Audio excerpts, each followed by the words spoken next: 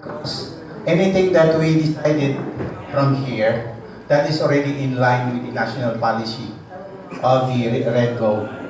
So, alam niyo naman, naririnig niyo, nakikita niyo sa TV, the President is out to change the Constitution. But before they can change the Constitution, some sectors are not amenable. So even the proposed charter change through federalism, dadaan pa sa butas ng karayom. Meron na tayong Constitutional Commission na kinreate. In fact, they are already 100%. Tapos na po yung Constitution na ginawa nila. But I doubt if that will be approved by the Congress. Much more sa Supreme Court. Now, ready tayo. Because the President is fighting for us, not for the Visayas and Luzon. For Mindanao. Kaya nga iniinsulto na niya itong God ng Christianity, a stupid God, because their faith is sa mga yellowies. The church are now involved in politics. They're supposed to be separated, church and state. But they are not in line with the yellow. Mga dilaw. So everything is now politics. Church is now becoming politics. They're attacking the President. So tayo, sa Mindanao, dapat tulungan natin si Presidente. Kahit anong mangyari, sinabi niya mag-change ako ng Constitution, nang mag-red group tayo, nandiyan na tayo, nakatayo, at sumusuporta sa kanya. So kailangan, tayo naman ng mga volunteerism, ipakita natin na talagang gusto natin ng change, yung change na para sa interes ng maraming tao, hindi para sa sarili natin. Yan ang ilagay natin kasi once na pumasok na yung self-interest, masisira tayo. We are here to support the President. What is important, pag sinabi niyang red gold, capture natin kagad, red gold tayo. Because that is the only way to change this kind of system that we have. The system being adopted by the Filipino people since time immemorial. After the Sultanate, sila na yung nasusunod. One person will speak in behalf of the Filipino people. Wala tayong magawa. We cannot veto because we are only minor. We have no such people, great people in our mga senators natin to represent us. Maliit lang sila. Wala tayong power. Now, this is now the right time to support the President. Because he is the one leading us to change the Constitution. Kaya nga nung araw pa, gusto natin magpalit ng Constitution para ma-accommodate yung Tripoli Agreement, yung MOAAD, yung JEDA Accord, yung BBL, para ma-accommodate. Pero there was no sa gobyerno na pakinggan tayo because the Philippine Constitution is very strong and very stringent. Sabi ni Presidente, hindi na natin kailangan. Ako na mismo magpapalit ng Constitution. Hihintayin pa ba natin? Na siya na mismo ang magpapalit ng Constitution. So everything now is in our hand. The moment nag-declare si Presidente ng Revolutionary Government, full support na tayo.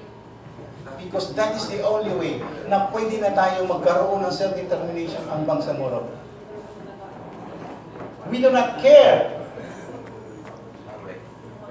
We do not care whether Luzon, Visayas will be separated. Ang importante sa atin, Bangsamoro tayo, yung kapakanan ng Bangsamoro. Because since time immemorial, we are fighting for our self-determination. Di ba? Maniwala kayo, no 1976, we are invoking the United Nations to support us. Mag-independence tayo. This time, iba na. The President is now invoking the right of the Muslims. Na sige na, palitan na natin yung Constitution para masolve ang problema sa Bangsamoro. So, ito po tayo, nandito tayo. This is a very rare opportunity. That we are here gathering not because we wanted to out the President. We are here gathering because we want to support the President. This is now our point here.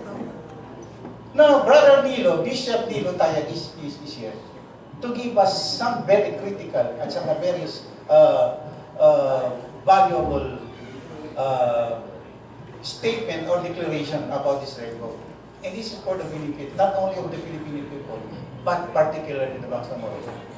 Tayo mga Moro, nagsuffer for several years, 400 years, We are being occupied by the Spain in America.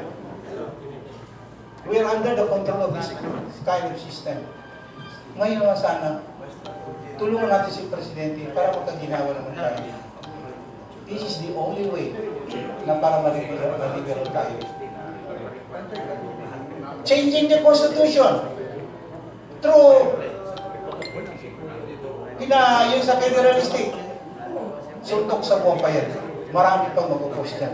But if the President, mapuno na siya, sabi niya, I will declare revolution. So, I do hope we are here, not only we are bringing ourselves, but we are bringing the interest of the greater Bangsamoro. Tulungan natin si Presidente na makamit niya yung kanyang pinanahin kasi that is the only way that we can solve the problem in Mindanao. So, ako po ay isang academician, kaya nakikita ko na anumang balaki, anuman ang plano natin pagpapalit ng Constitution, pag dumaan pa sa House, sa Congress, hindi lulusog. Ikaw ba naman, nasa unitary system ka, very powerful ka, pwede mo bang ibigay ang power mo? Pamimigay mo na lang, hihingi sa'yo, ibibigay mo, no? We are fighting for more than 40 years. Negotiation, fight, negotiation, fight, negotiation, fight. We are still subject to the constitutional process. What happened to the Tripoli Agreement? It was subjected to constitutional and democratic process. What happened to Mu'ahad? It was subjected to constitutional and democratic process. What happened to Jeddah Accord? What happened to BBL? The last BBL. Now they are proposing the same thing. Na alam na natin na this system of government, hindi nila ibibigay anuman ang negotiation na pwede natin hingi sa kanila. Because we are always attached to the provisions of the 1987 Constitution. That is highly centralized system of government. So wala tayong chances. Even the BBL, hindi natin minamaliit ang BBL. Hindi, ako, isa akong supporter ng BBL. Pero sa pagkakataong ito, hindi katulad ng autonomous region in Muslim Mindanao, Republic Act 3467. Nung ginawa yan, nagpapalit tayo ng Constitution. 1987 Constitution, nag-revolutionary government tayo ng 8 months or 1 year. Gumawa tayo ng 1987 Constitution. Pinasok nilang ARM, nobody resist. Nandiyan na. Ito ang BBL ngayon, pumasok siya, i-challenge ang Constitution. So definitely, sabi ng Constitution, lahat naman yan, binigay na namin sa ARM. Sabi ng mga taga-Manila, nandiyan naman sa ARM. And try to see now the result of the BBL in the Congress. Mas maganda pang ARM. So yun ang nakikita natin na we are always nasa mercy of the people in the national government. Kaya this time, it is now the high time as pwede na tayong humiwalay sa kanila. Kawawa tayo. We are dependent too much. Kahit napipitsuging bagong congressman, bagong senator, pag nagsalita doon sa Manila against sa atin, wala tayong magawa. Because, sino makakakampi ng Pilipino? Tayo, iilan lang ang congressman na nasumusuport sa atin. Wala nga tayong senator. Yung mga congressman, hindi pa supportive karamihan sa kanila sa adhikain natin. So, nagiging kawawa tayo. So, hinihingi ko, ako, kasama na natin mga BTC, yung executive member, na council ng REBOLUSYONG, tayong lahat, magkakaisa tayo, nasuportahan na natin. Ito na yung pagkakataon. Sabi nga ni Brad Ed, saka lang natin malalaman na opportunity yun pag lumampas na. So, this time is coming in, dumadating nga, maybe this is our opportunity. Pagkakataon na natin dito. Para makasama tayo sa pagbabago ng ating gobyerno. And the government that is intended for the Bangsamoro, not the government that is designed by the national government or the Christian or the non-Muslim.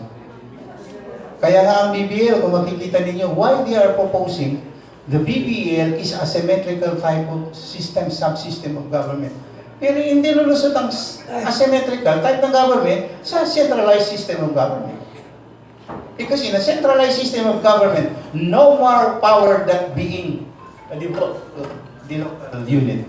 Only the 7160 local government Ano bang local government unit? Wala namang power yun eh. Dinicentralize na sa iyo ang power, pero pera wala sa iyo. Humihingi ka pa rin sa Manila. I think this time, we have to come up with a framework that is purely a Bangsamoro concept of government, self-government. So, Brother, I think I give more on while waiting for hours. Thank you for this opportunity. Okay. Thank you, Sir Doc.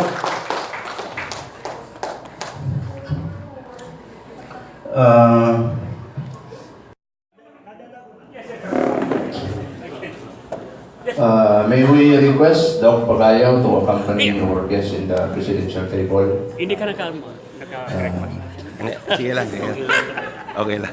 May kasama si Bishop, di ba? From the National? Sila lang? Oh, sige. So, accompany him in the presidential table.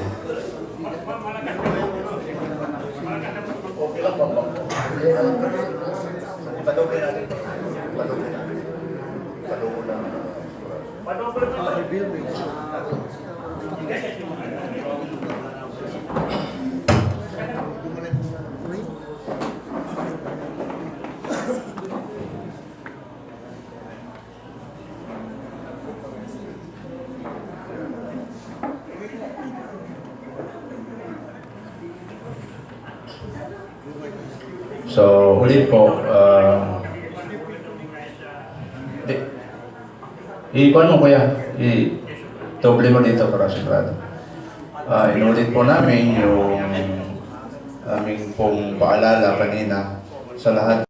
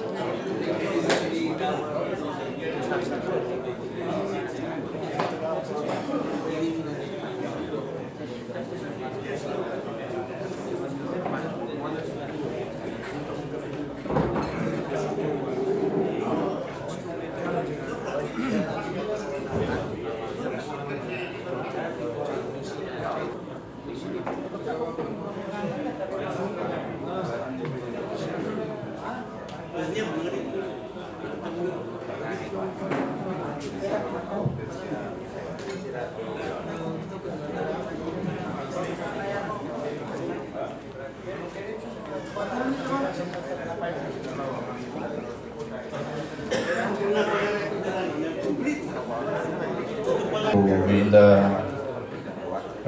presidential table, some suggestions here are for us to be able to start. We hope na yung hinihintay natin, nandiyan na, no?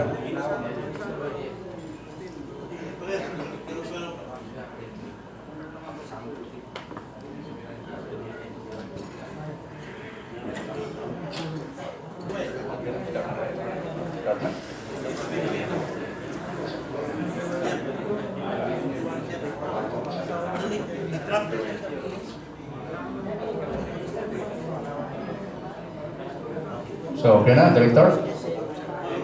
Start tayo. Upo ka na dito, sa unahan.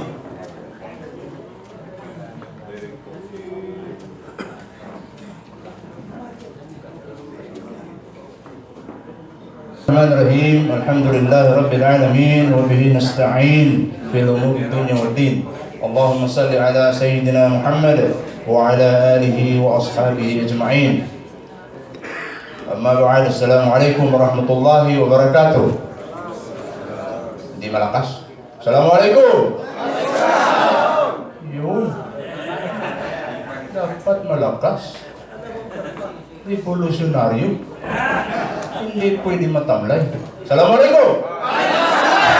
Alhamdulillah. So, para lang magising kayo. So, umpisahan po natin ang ating affair ngayong araw na ito. Una-una, nagpapasalamat tayo sa buong may kapal kay Allah subhanahu wa ta'ala Dahil dito sa samahang ito, sa adhikain ito, ang ating pong Rebolusyong Duterte ay nagkasama-sama tayo muli. With all due respect and for the information of our guests, itong nandito ngayon ay mga dati na rin mga magkakasama. Ito yung mga taong naniniwala sa tunay na pagbabago, sa tunay na revolusyon. Kasi ang revolusyon ay pagbabago. So, hindi po tayo nagtap ng kung sino-sino, kundi sila rin. Kasi ito yung mga tao na pwede nating mapagkatiwalaan. Inshallah. Palakpakan natin mga sarili natin. So, with all due respect to everybody, unahin po muna natin ang ating pong panalangin kay Allah na hingi tayo ng gabay mula sa Kanya sa ating pong gagawin mula sa araw na ito at sa mga susunod pa na mga araw sapagkat pagkatapos ng affair na ito, we shall be having a ground battle. Nandoon yung ground battle sa probinsya at sa munisipyo po natin. Okay? Parang natakot kayo, battle eh. Takot kayo kaagad. Okay? So, to start with, may I call the Provincial Chairman of Revolution Duterte of Zamboanga del Sur for the invocation. Ustaz Isa Ibrahim, may we request everybody to please rise.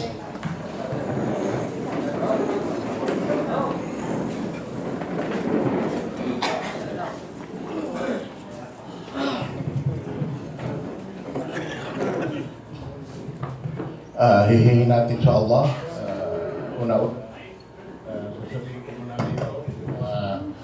We are proud being a member of this revolution. Una-una, ang hihingin natin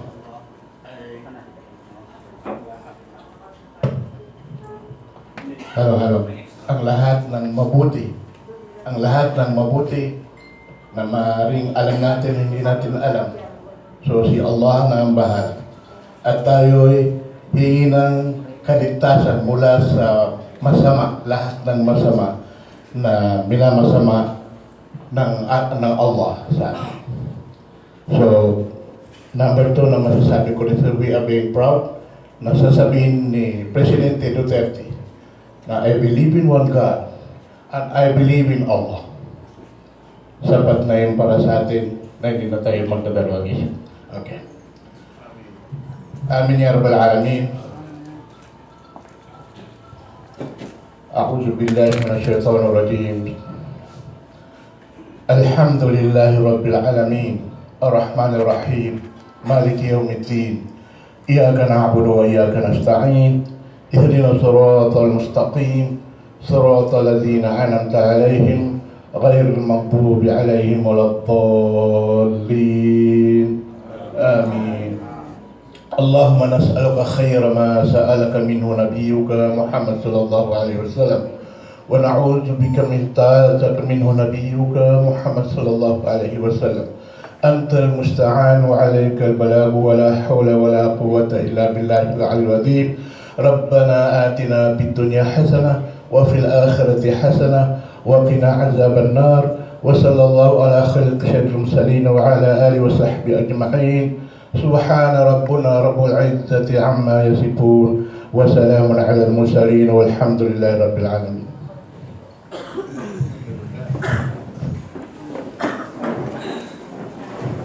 Alhamdulillah.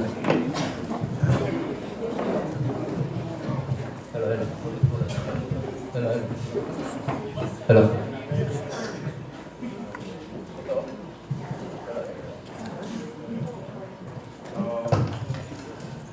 Hello. Ngayon po ay makinig tayo ang opening statement mula sa ating Secretary General ng Bangsamoro Transformation Council. Walang iba, ang ating pong nag-iisang doktor sa grupo, Doctor of Public Administration, Dr. Abdul S. Pagayam.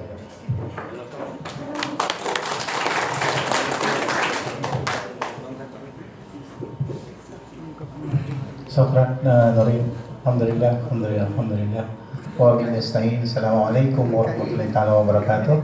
Magandang umaga po sa ating guest of honor, si Honorable Bishop Nilo Tayag, saka yung kasama niya, yung cameraman natin nandito. Sa akin sa presidential table, Brother Eid Kabalu, Commander Kirby, and Danny Andaman, Brian Danny Andaman, and our chairman from North Cotabato, Dr. Magid, Brother Eid Kabalu, Norin. Assalamualaikum warahmatullahi wabarakatuh. Ako po ay magbibigay sa inyo ng maliit lang po, maikli lang po na opening statement kasi kanina nagbigay na ako ng little overview about these activities that we have today. So, ang aking gusto lang iparating sa inyo, gaya ng sinabi ko kanina, pagkakataon na natin ito, na baguhin na ang ating situation ng Bangsamoro. And this time, hindi na tayo ang gumagalaw. It is no longer the Bangsamoro, but it is the President now pushing for the changes in our country. So, through revolutionary government po, ay isa ito sa mga alternative power ng Presidente. Hindi lang yung sa pagdideclare ng martial law, isa yan sa residual power ng state. But the President, meron siyang discretion to impose revolutionary government kung lahat nakikita niya ay topsy-turvy chaos na ang ating patakaran sa ating gobyerno. So, itong pagkakataon natin ito at maririnig natin mamaya kung ano ang impact nitong revolutionary government or Duterte Revolution.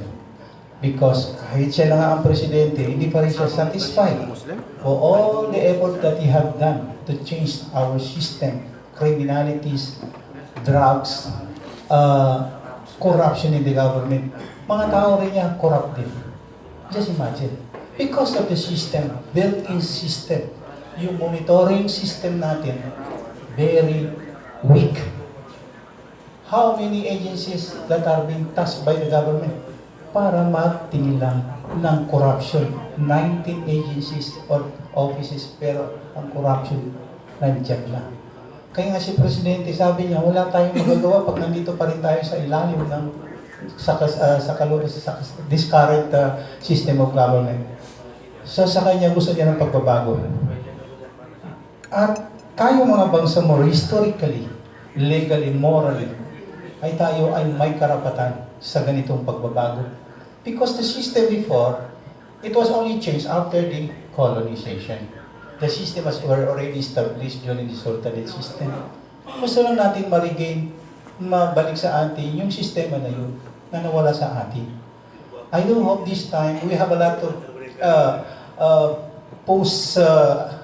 activities, negotiation between the Bangsamoro group, several groups against the government. But there was no substantive impact. Why? Because we're still under the Constitution, 1987 Constitution, which is a very unitary system and highly centralized system of government. No amount of negotiation can be successfully done unless we are still under this Constitution. So we have to change the Constitution. The Bangsamoro are still invoking the support of the foreign countries like the OIC, United Nations, to help us to establish our self-determination.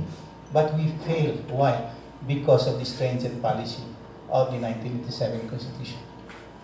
Brother Bishop Nilo Tayag, I was looking at the Facebook earlier. Nakita ko siya. He was complimented by President Marcos as a youth leader, wanted to change the system of government. He joined the Marcos, believing that he can help the President to reform.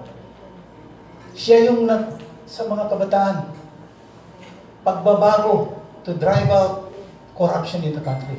Now he's still here with that. Bata pa siya noon kung makita niyo sa litrato, kung paano siya nakikipag-advocate para makapalitan lang ang sistema ng gobyerno.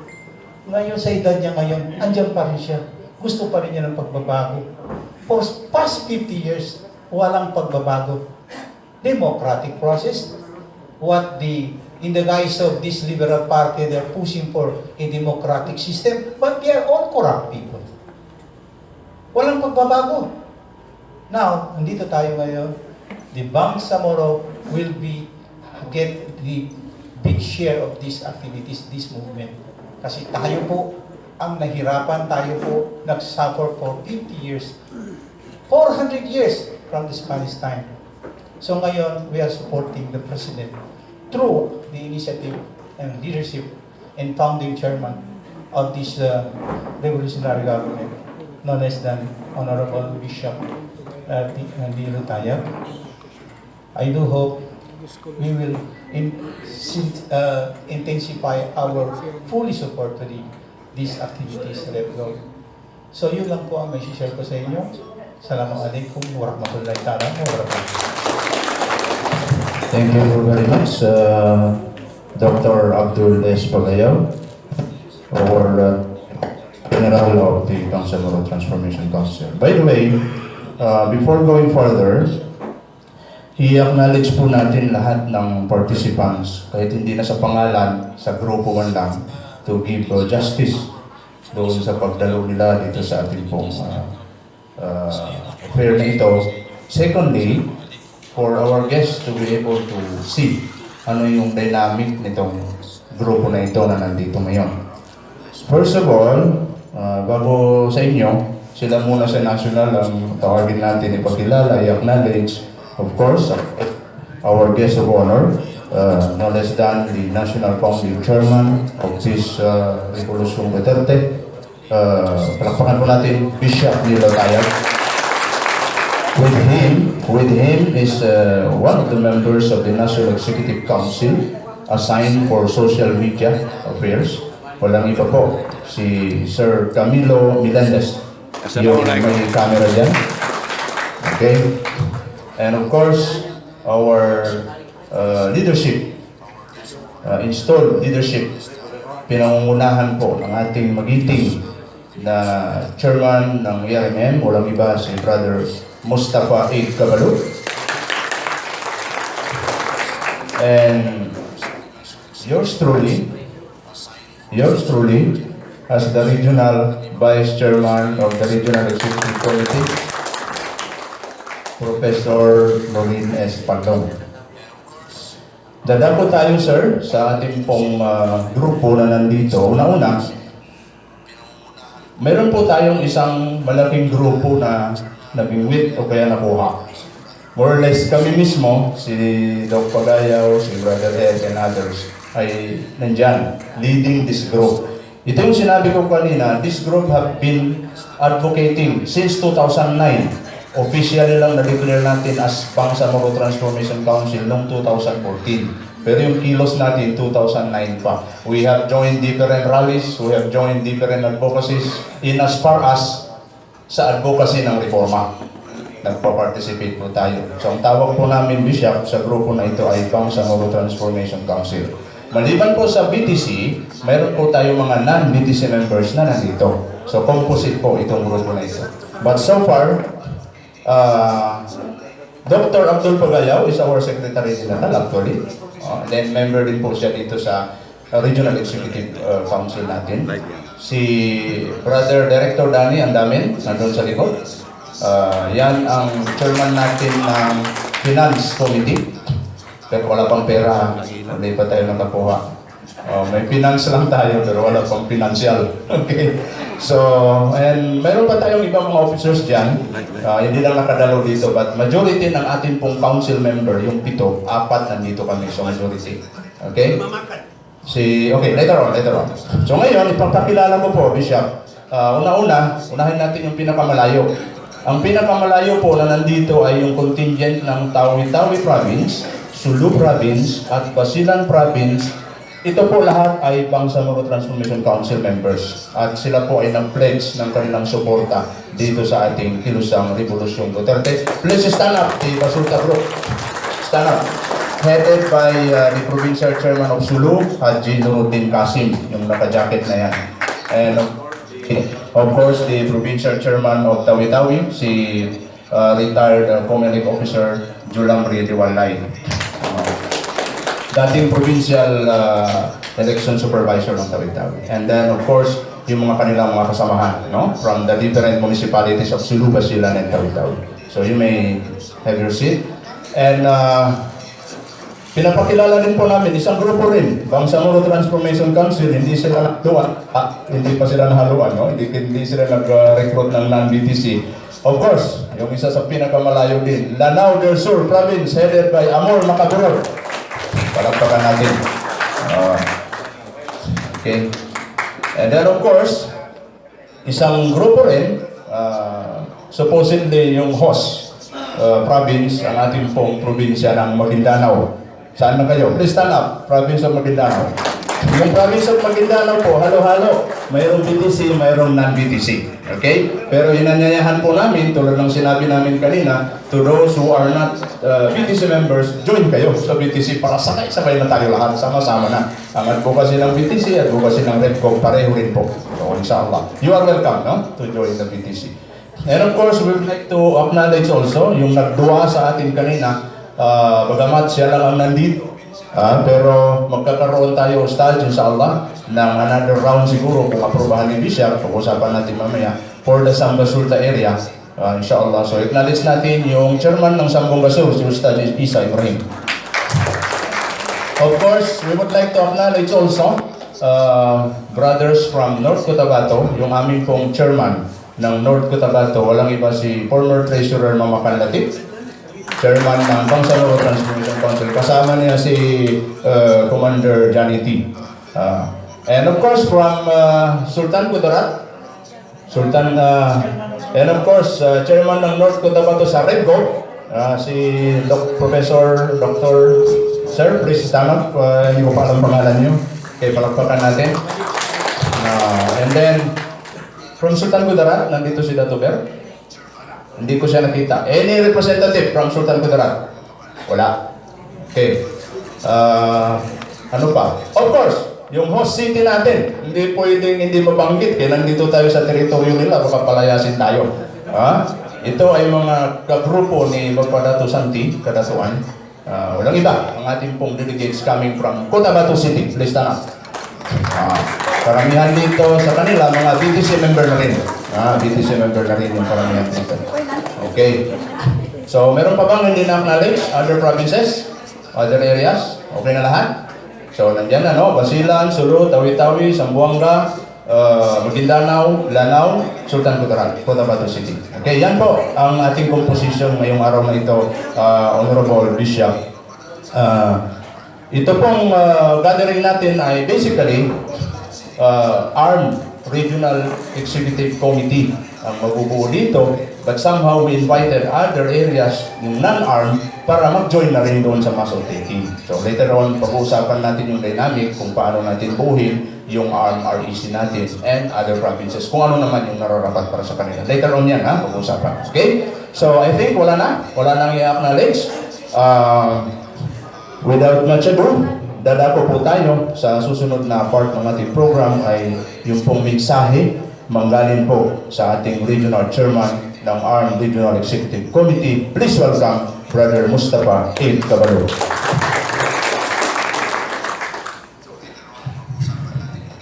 Syukran Brother Nurin. Bismillahirrahmanirrahim.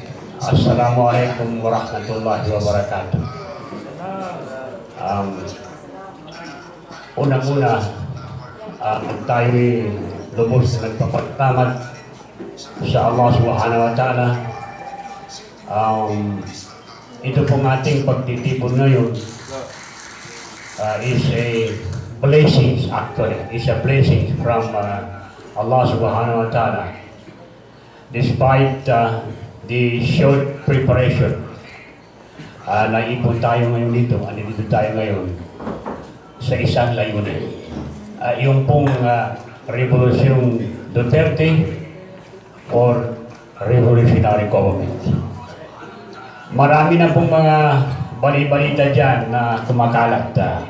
I think maklarify natin ito lahat the moment na mapakinggan natin ang mensahe ng ating panauhing pagdangan na walang iba kundi si Bishop Nilo Tayag.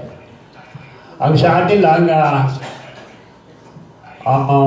we are inviting others, gaya ng Brother Nurin, to join us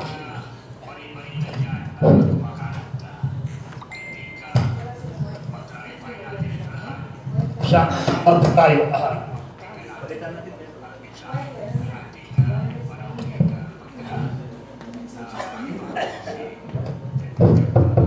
Okay.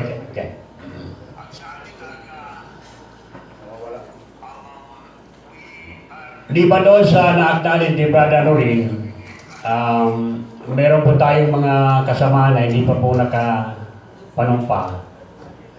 Yung municipality na Northern Kapampangan is also with us. And I think kumplito po sila. Headed by Brother Boy Ulong. And then yung pong sa Gindulungan Municipality, dito rin po yung grupo nila. They are ready also to take their oath before us. Yung pong mga iba, gaya nung Datu Abdullah Sangki, bagamat mag-isa lang siya, nakahanda rin po. Yung other municipalities na hindi pa po naka-take oath, ito na po yung pagkakataon natin na ma-finalize po yung ating pagsama sa Rebo Duterte. Marami pong mga haka-haka dyan na sinasabing ganito. I think as a revolutionary, we should be firm enough. Now we are ready to take risk even to the extent of losing our life. Ganun po tayo. Huwag tayong padadala sa mga usap-usapan dyan, bali-balita dyan. Kangkapin natin ang gobyerno. Sino bang kinatatakutan natin dyan? Basta't nasamatuin tayo, hindi tayo gumagawa ng masama. I think yung pong katarungan ay nasa atin.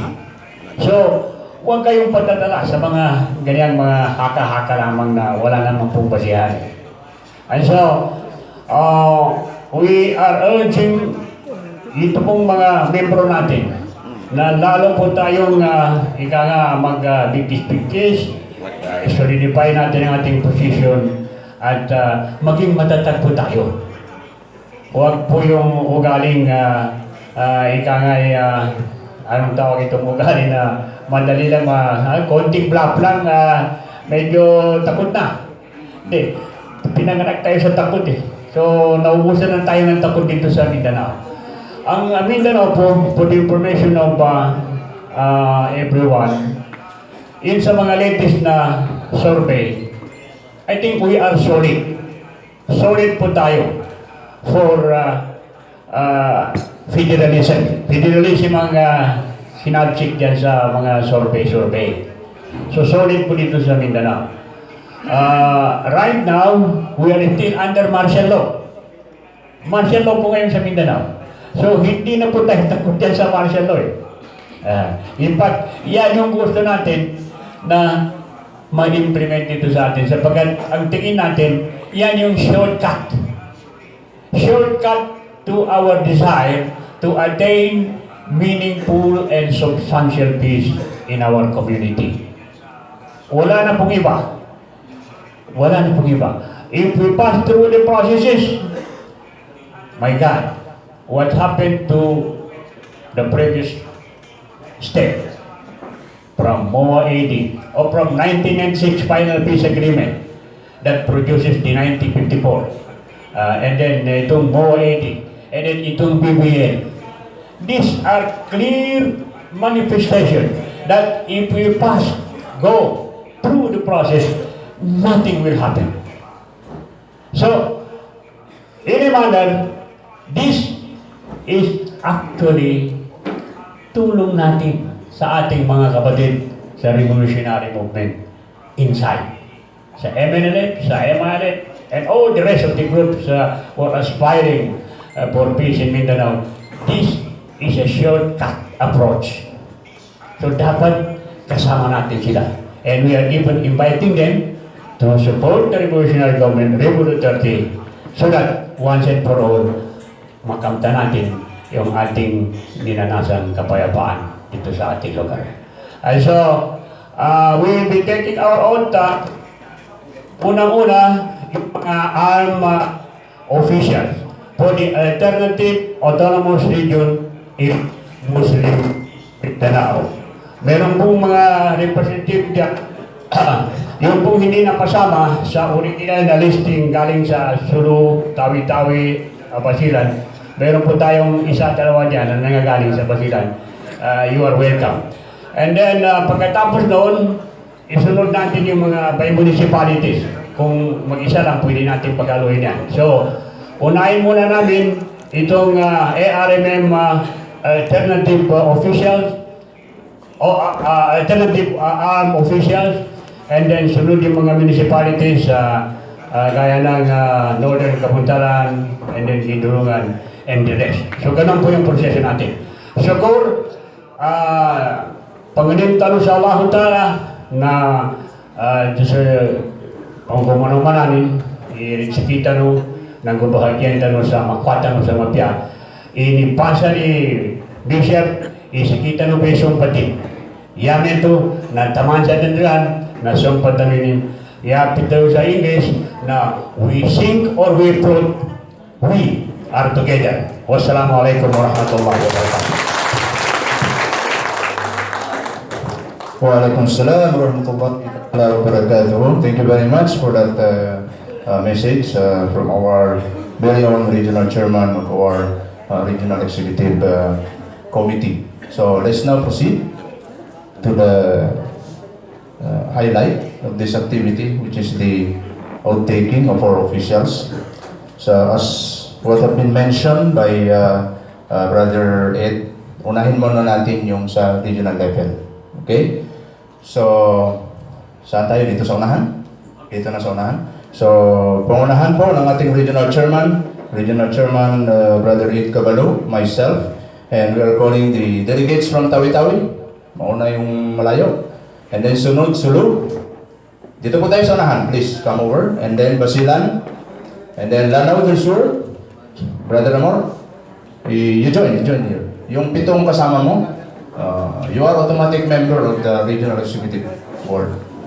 And then Maguindanao Province. And by the way, before proceeding, we would like to acknowledge the Vice Chairman of President Duterte for Maguindanao Province, Datu Eid Kabalu.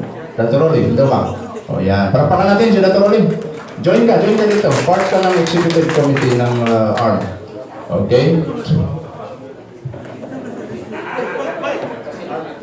So, i-announce ko ulit ARMM po ito ARMM. Yung North Cotabato, yung ibang area dyan, later on kayo. Okay? ARMM muna po ito. Lahat ng nirecommend ng mga leaders natin from Basilan, Sulu, Tawi-Tawi,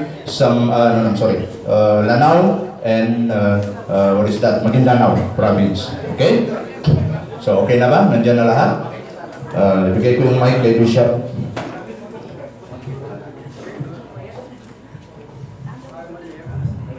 Taas po natin ang kanang kamay, ang kabao.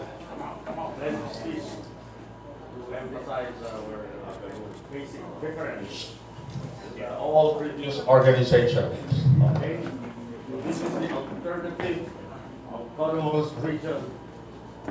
Autonomous region of Muslim Mindanao. AARMM. Ako. Pangalan. Posisyon.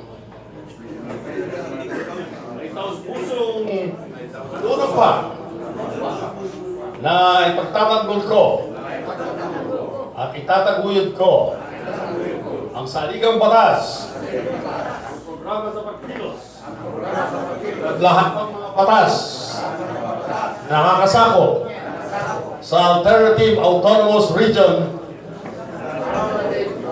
ng Muslim Mindanao.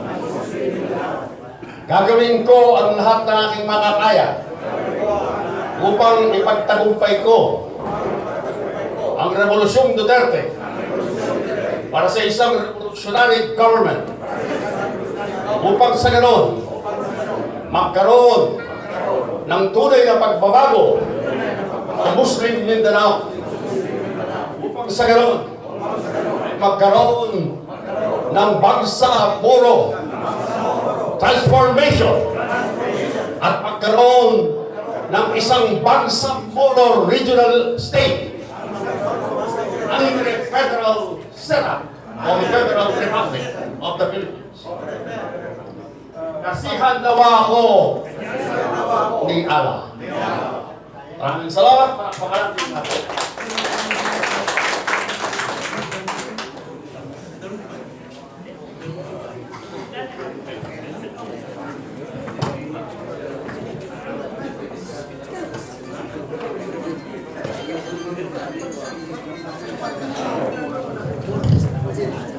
Congratulations sa mga taga-autonomous region in Muslim Mindanao. Ano? Sunod daw yung Brother Ed. Come forward yung municipality ng Northern Cotabato with Brother Boy Ulong, yung mga kasama. Then prepare yung bindulungan. And then si Sheikh Isa Ibrahim for the province Zamboanga del Sur. Prepare also.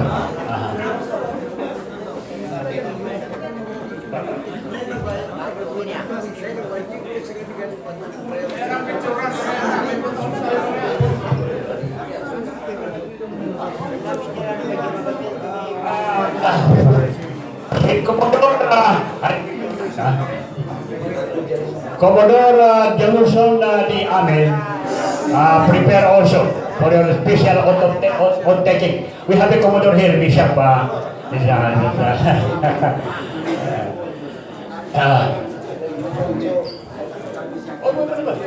Salibo also. May ada. Salibo, prepare also.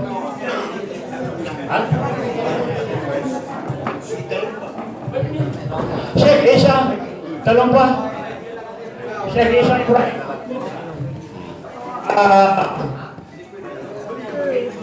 Brother, si Doktor, si Commodore, join with Chairman Aisa.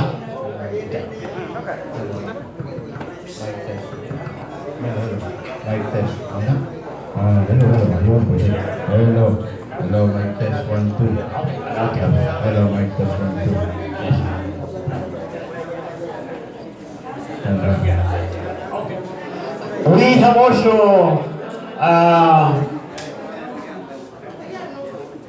chairman from Sarangani ba? Sarangani and Gensan. They have the written appointment and when they wanted to formalize it and take advantage of representing Cotabato City. I advise them to come forward and then join the group in oath-taking ceremony so that tapos na po. Sa pagkakilala naman ito eh.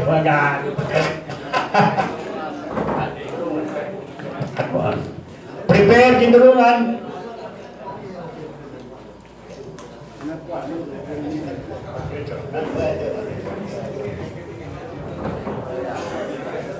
Okay.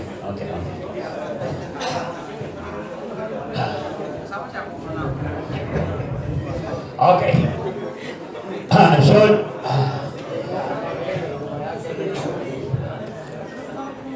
it's now your turn. Okay. Taas tayo ng kamao to emphasize the revolutionary character of our organization. Ako, pangalan, position sa provincial, municipal, and even barangay council of the revolutionary government, Revolusyong Duterte for a revolutionary government, ay taus-pusong nanunumpa na itataguyod ko at ipatutupad ang saligang batas at ang programa sa pagkilos ng Revolusyong Duterte for a revolutionary government. Itataguyod ko ang layunin at mga batas ng alternative autonomous region in Muslim Mindanao. Itataguyod ko ang lahat ng programa ni President Duterte para sa kanyang revolusyon.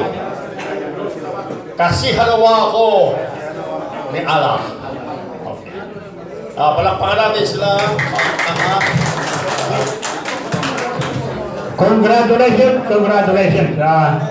May you have more energy to push through with the desired change and reform under the Duterte for revolutionary government.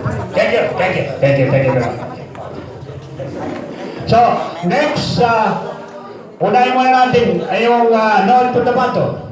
There are still guys in North Cotabato as yet to take their oath. We are now bringing you to come forward, including the former treasurer, Mamakan Silatik.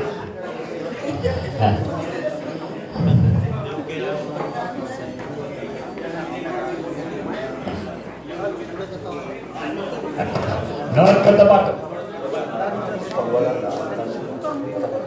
Okay. Okay. And so, these are the guys, the fighting guys from North Cotabato. Yes. And so, are you ready? Okay. Ito, kanang kamay. Kamao. Just to show our revolutionary character in relation to all previous. Ako, pangalan ng Provincial Council of North Cotabato ay taus-pusong nanunumpa na itakuyod ko at ipatutupad ko ang saligang batas tama ng President Duterte revolutionary government. Itataguyod ko at saligang batas ng alternative autonomous region in Muslim Mindanao. Tutupad ko ang lahat ng programa na sa pagkilos kasi halawa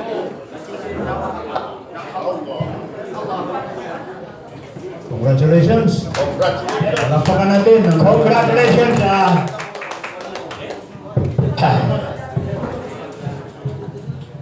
Next, yung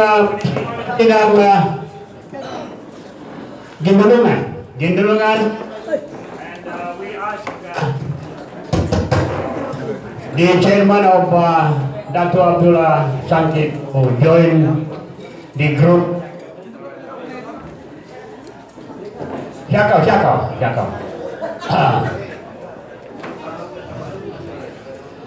And then, siguro Cotabato City na yung pinakauli, atin yung area eh. Okay. Yes, sir. Yes. And Saribo, of course. Saribo. Okay. Saribo, prepare. Municipality of Gindulungan in Maguindanao. Gindulungan. Okay. So, ready. Kumplito po sila. Yung taga Gindulungan. Are you ready? Okay. ay, taas nyo yung kanang kamay sa isang kamao. Ako, pangalan, posisyon ng municipality ng Indulungan ay taus-pusong nanunumpa na itataguyod ko at ipatutupad ang saligang batas ng Revolusyong Duterte for a revolutionary government. Tataguyod ko at ipatutupad ang layunin ng alternative autonomous region in Muslim Mindanao. Ipatutupad ko ang kanyang saligang batas at programa sa pagkilos. Kasi halawa ako ni Allah. Congratulations. Then, Salibo Municipality should join. Napasama na pala. Okay. So last is the city of Cotabato. Yung pong hindi nakapanumpa ay ito na po yung ating pagkakataon na ma-formalize po yung ating pagsapi sa President Duterte for revolutionary government. Come forward, please.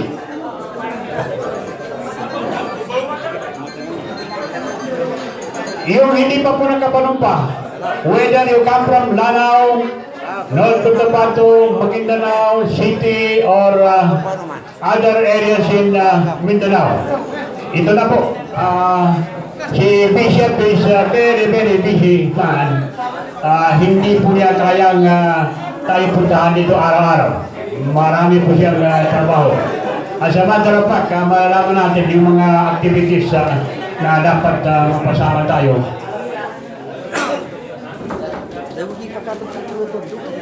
Ma'am, ang siya paano, I think naka-take out na yan. But if there are still members who want to take out, come forward and join the group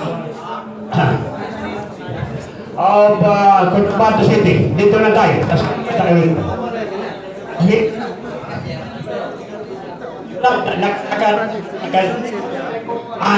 Pasa din niya. Di niya malinig kayo po siya.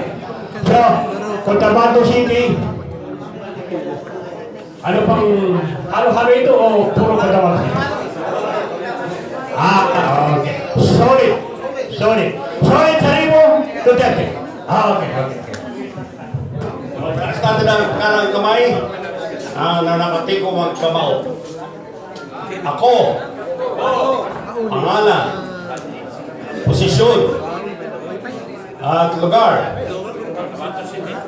ay taus-pusong nanunumpa na itataguin ko ang saligang batas at programa sa pagkilos ng Revolusyong Duterte for a revolutionary government. Ako'y nanunumpa na itataguin ko ang saligang batas at lahat ng mga susunod pang mga batas para sa isang alternatibong autonomous region ng Muslim Mindanao. Taguin ko ang tunay na pagbabago sa aming bangsamoro Muslim Mindanao. Kasi halawa ako ni Allah.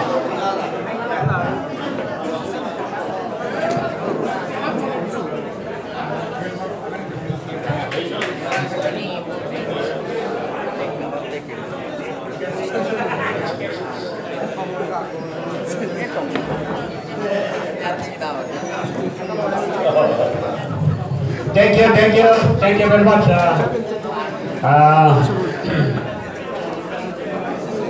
Meron pa bang hindi nakapanumpa? Wala, prito na. So, diyan na tatapos ang ating outtake, but maupo kayo, makinig kayo, sapagkat we still have to continue the program. Marami pong salamat sa ating pagkikisa at sa ating panunumpa at pagsang-ayon sa prinsipyo at hangikain ng Revolutionary Duterte Revolutionary Government. Palakpakan natin ang ating mga sarili. Congratulations to everybody, but before we proceed, we would like to acknowledge yung mga hindi pa po na-acknowledge ng mga kasamahan, ng mga importanteng mga tao ito, no? Na nandito sa atin ngayon.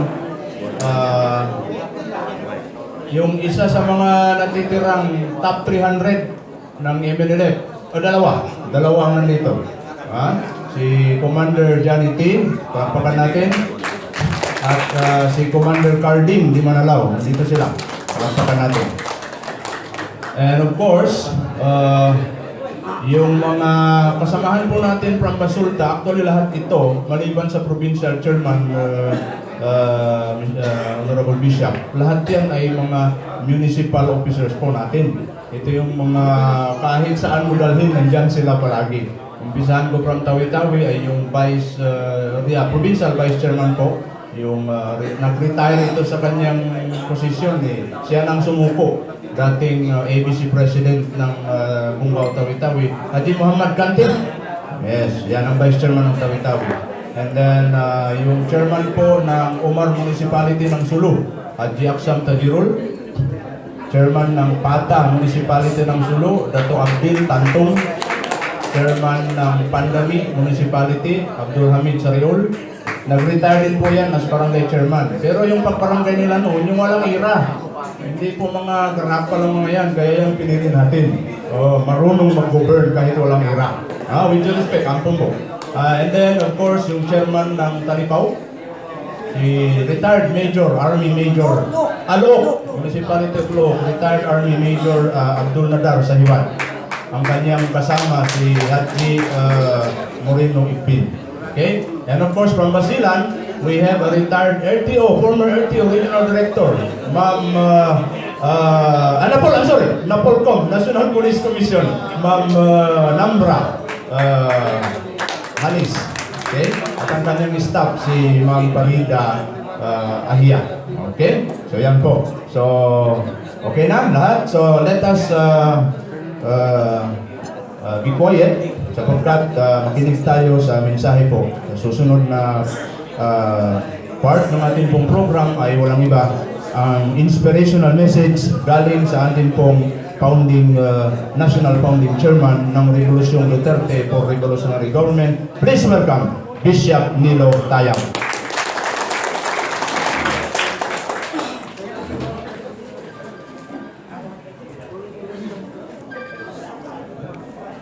Maraming salamat po sa inyong pagbibigay sa akin ng pagkakataon at pagbibigay sa akin ng karangalan.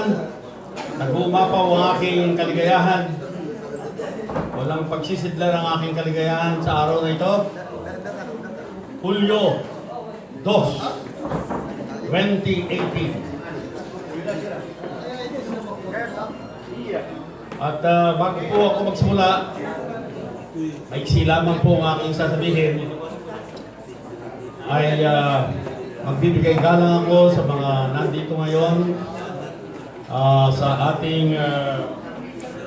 ating presidential table at saka sa lahat ng inyo, unang-una sa lahat ng mga na-induct na mga officers sa municipal, provincial at even at the barangay level. Palakpakan po natin silang lahat. Of course, to our respected regional chairman of the alternative autonomous region of Muslim Mindanao. Palakpakan po natin. Si Dr. Abdul S. Pagayaw, the General Secretary of the Bangsamoro Transformation Council. At ang Provincial Chair ng North Cotabato. At walang iba kundi si Dr. Datu Magid ng North Cotabato. Hindi ko na po mapapagit ang lahat ng mga nandito ngayon sapagkat kanina ay binigyan natin sila ng pagkilala at recognition at tuloy na po ako sa aking mensahe.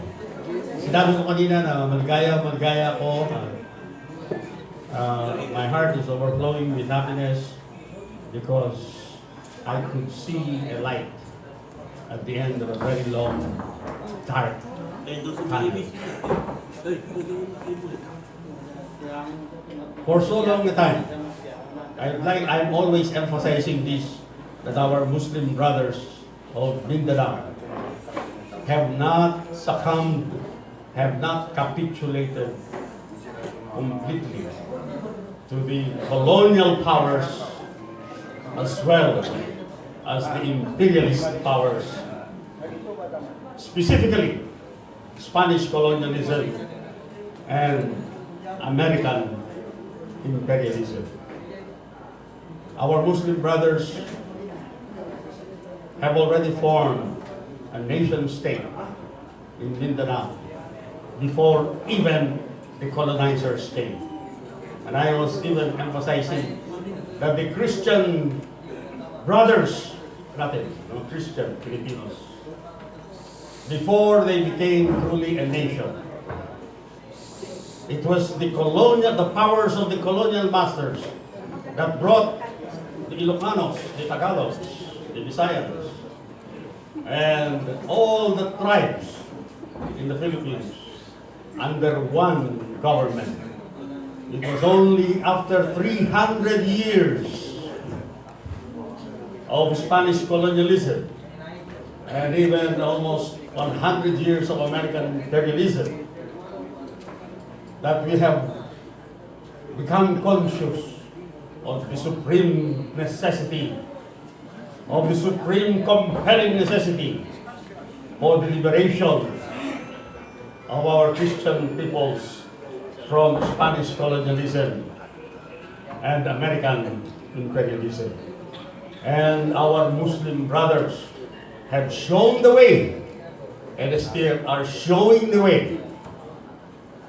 The word Moro and the word Filipino were pejorative terms used by our colonial masters and imperialist masters. But as the saying goes, we are turning bad things into good things. Because the word Moro became the Moro National Liberation Front. And the word Moro became the Moro Islamic Liberation Front. And so many other organizations of our Muslim brothers exercising the sacred and the great right of all peoples, the right to revolution, the right to self-government, and of course, our Muslim brothers were just using the great right to preserve what has already been the Muslim state, Islamic state in Mindanao, even before the Spanish colonialism and even before American imperialism came.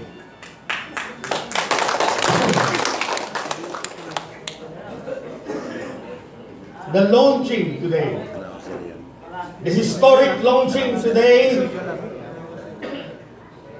of the alternative autonomous region in Muslim Mindanao. Aalisin din natin yung tinatawag alternative. Bilang paggalang sa kasalukuyang namamahala sa ARMM, tinatawag natin itong inilulunsad natin ngayon na alternatibo. Sapagkat gusto nating bigyan ng diin, we want to emphasize our supreme wish and desire to transform the present ARMM into one that is revolutionary, into one that is more responsive, and into one that is more conducive, into one that is along the lines of the aspirations and the visions of the people of Muslim Mindanao.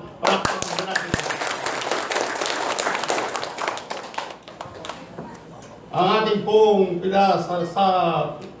pinararangalan ngayon at inilulunsad ng organisasyon ay sa matagal na panahon, simula pa ng Tripoli Agreement, magpahanggang ngayon, ay hindi pa napapalaya ang ating Muslim brothers, ang ating kapatid na Muslim, mula mismo sa mga traditional na politicians, sad to say, na mga kapatid din nating mga Muslim. Ipinagdiriwang natin ang araw ngayon na idideklara natin na tayo ay mapalaya ang sarili. Hindi lamang mula sa mga traditional na mga politicians na namamahala sa atin, kundi upang mapalaya natin ang ating sarili mula sa mga oligarko, yung mga mandarambong na mga dambuhalang mga korporasyon at mga dayuhang interest dito na nagpapagalaw sa mga traditional politicians.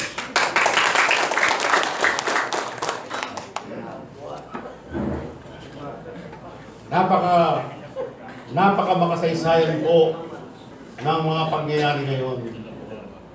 At masasabi kong napakaganda ng kapalaran na idinulot sa akin na personal kami nagkakilala ni Datu Eid Kabalu. Upang sa ganoon napag-usapan namin na kailangan ng wakasan ang paghahari ng mga tradisyonal na mga politicians, ang tradisyonal na mga politiko, ang mga trapo na pinagagalaw ng mga oligarko. Mga kapatid ko, mga Muslim, pabayaan natin, wag tayong patatali. Huwag tayong magiging dihak. Let us not be prisoners of our past. Kailangan makawala tayo sa ating nakaraan, karanasan sa kolonyalismo at saka sa imperialismo, at ating isulong ang isang maganda at bagong kinabukasan para sa Bangsamoro Regional State and Territorial Government. Ang Rebolusyong Duterte ay isang revolusyon na inilunsan sa pagkakahalal ni Presidente. Pinagsasabihan ko nga ang mga obispo, kapwa ko obispo at saka mga pari Romano-Katoliko, sinabi sa kanila, si Duterte ay isang regalo ng Panginoong Diyos sa atin, minsan lamang sa isang daang taon. Duterte is a gift to the Filipino people only once in a century. Why? Because for 120 years, Aguinaldo, 1896, to Aquino III, 2016, that is a good 120 years of continuous rule of the trapos and their oligarchic masters. Nakahanda ba kayong wakasan na ang paghahari ng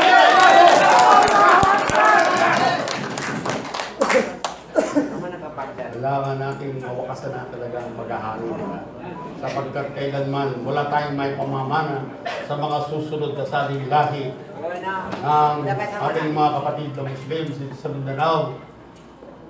Mauubos ang ating kayamanan, mauubos ang ating ligas na kayamanan, mauubos ang ating kabuhayan, at mapupunta lamang sa kamay ng mga ilan. Kaya po, ibig sabihin ng revolusyon Duterte ay isang tunay na revolusyon. Hindi po katulad ng EDSA na pinalitan lamang si Marcos ng Cory. Hindi po katulad ng EDSA 2 na pinaalis si Raff, pinalitan ni Gloria. Hindi katulad ng EDSA 3 na gustong palitan si GMA. Ang ibig ko sabihin, yung mga clique o ng mga grupo ng mga ruling classes lamang ay nagpapalit-palitan. That is not worthy to be called a revolution. Because a revolution leads to real transformation. That the erstwhile exploited people, all erstwhile marginalized sectors of our society, the workers, the peasants, the urban and rural poor, the professionals, the small businessmen, the small landlords, must be given an opportunity to exercise truly their democratic rights.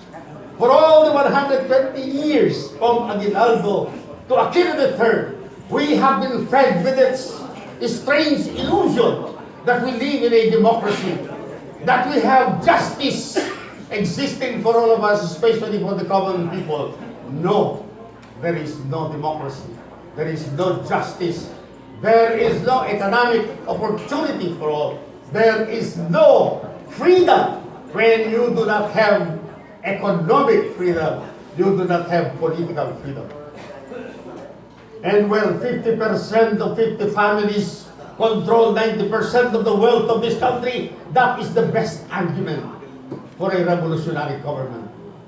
And when the elections are always held captive by the trapos and the oligarchs, that is the best argument for a revolutionary government. Walang lahat ng mga ito, hindi ko na sasabihin lahat sa inyo, alam na ninyo ang mga kadahilanan kung bakit kailangan natin ng isang revolutionary government. Unang-unang sangkap na mahalaga, very important component of a revolutionary government, one, an overwhelming mass movement. Umiikot po ako ngayon sa buong Pilipinas, sa 17 regions, nagtatayo ng mga provincial councils, nagtatayo ng mga municipal councils, nagtatayo ng city councils, down to the barangay level.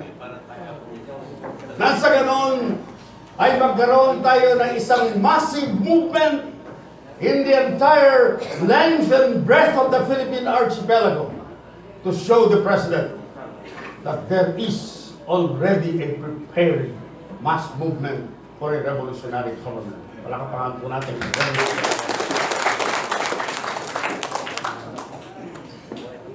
Ayun po, ang mga slogan na sinusunod natin. Ano ba? Let us steal the thunder and pull the rug from under those who are now presently ruling as traditional politicians in this country. Steal the thunder. Pull the rug from under their feet. Alisin natin ang tinatapakan nilang mga rugs. And let the present government, including the legislation, the legislative, and the judiciary, under the leadership of the executive, let these political institutions which are flawed, which are dysfunctional, which are against the better and detrimental to the best interest of the Filipino people, let them do their worst. And let us confront Duterte with a fait accompli, with the accomplished fact, and telling him, Mr. President, we are ready, and ask him, are you ready to declare a revolutionary government? So I was always saying that what we are doing now, which happens only once in a century, there is a convergence of the right to revolution of all peoples, the Filipino people, Muslim people of Mindanao, and the right of the President to protect and preserve the state. Sa kasalukuyan, marami daw ang gustong mag-destabilize sa ating Presidente. Marami daw ang gustong magpapabagsak sa Presidente. Papayag ba kayo? Yes! Papayag ba kayo? Yes! Okay, ibig sabihin, only once in a century na nangyayari sa isang bansa na itong karapatan nating magrevolusyon at saka yung karapatan ni Duterte na ipagtanggol ang Estado ay nagtutugma at nagsasama at nagkakaisa. We are for a peaceful revolution. Why? It's not going to be violent because we are not removing a sitting president. Bagkus, on the contrary, we are trying to protect, we are trying to strengthen, we are trying to give him all the powers of legislation under a revolutionary government. The second component is the military component. I can assure you that the AFP and the PNP and probably the other RBs kasalukuyan nating ninenegotiate at mamamagitan ang alternative autonomous region in Muslim Mindanao, na sana ang MILF, na sana ang MNLF at iba pang mga armadong grupo ay sumama na rin upang magtulong-tulong tayo sa pagdedeklara at pagproklama ng isang revolutionary government. The President is exerting Herculean efforts in order to bring to the negotiating table the leaders of the MNLF and the MILF. Kapag maririnig na nila ngayon, when the alternative arm, the name of alternative arm shall reverberate throughout the length and breadth of the Philippine archipelago and will resonate in the hearts and minds of every Filipino, palagay ko naman ay papayag na rin sumama ang mga iba't iba pang mga sandatahang lakas. Kahit na ang New People's Army, na isa ako sa mga nagtatag sa New People's Army, kahit na yung hukbong mapagpalayan ng bayan, kahit na yung RHB, Revolutionary Hukbo ng Bayan, kahit na ang mga iba pang mga armies na yan, Duterte will not only be the supreme leader of the country, but will be the commander-in-chief of all the armed forces.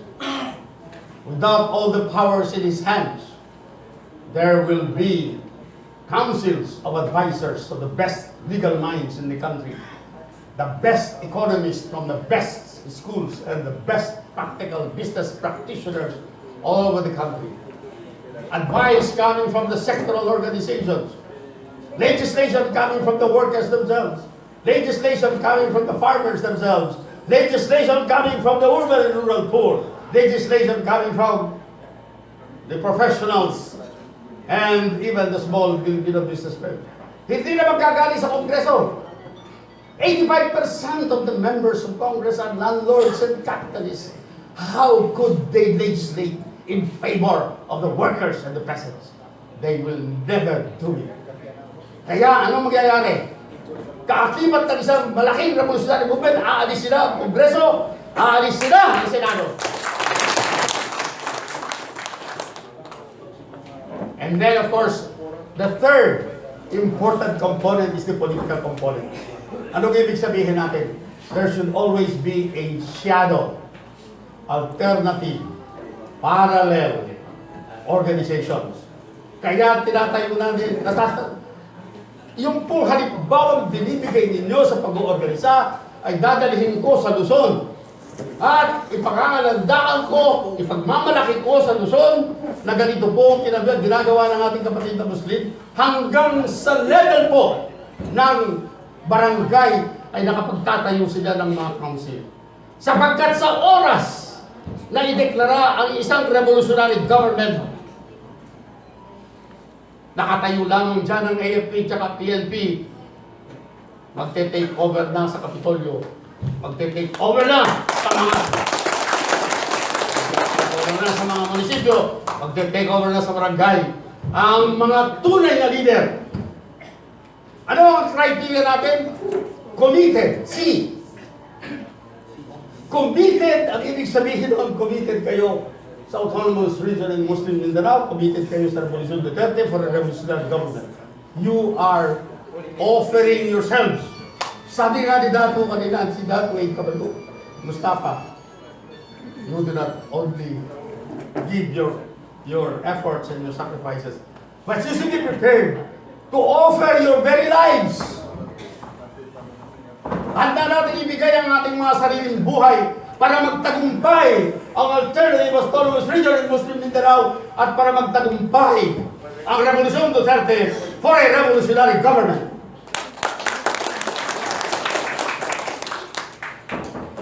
Yung pong judiciary, nakahanda rin po ang ating mga kapatid, alternative judiciary. Nakaabang na dito.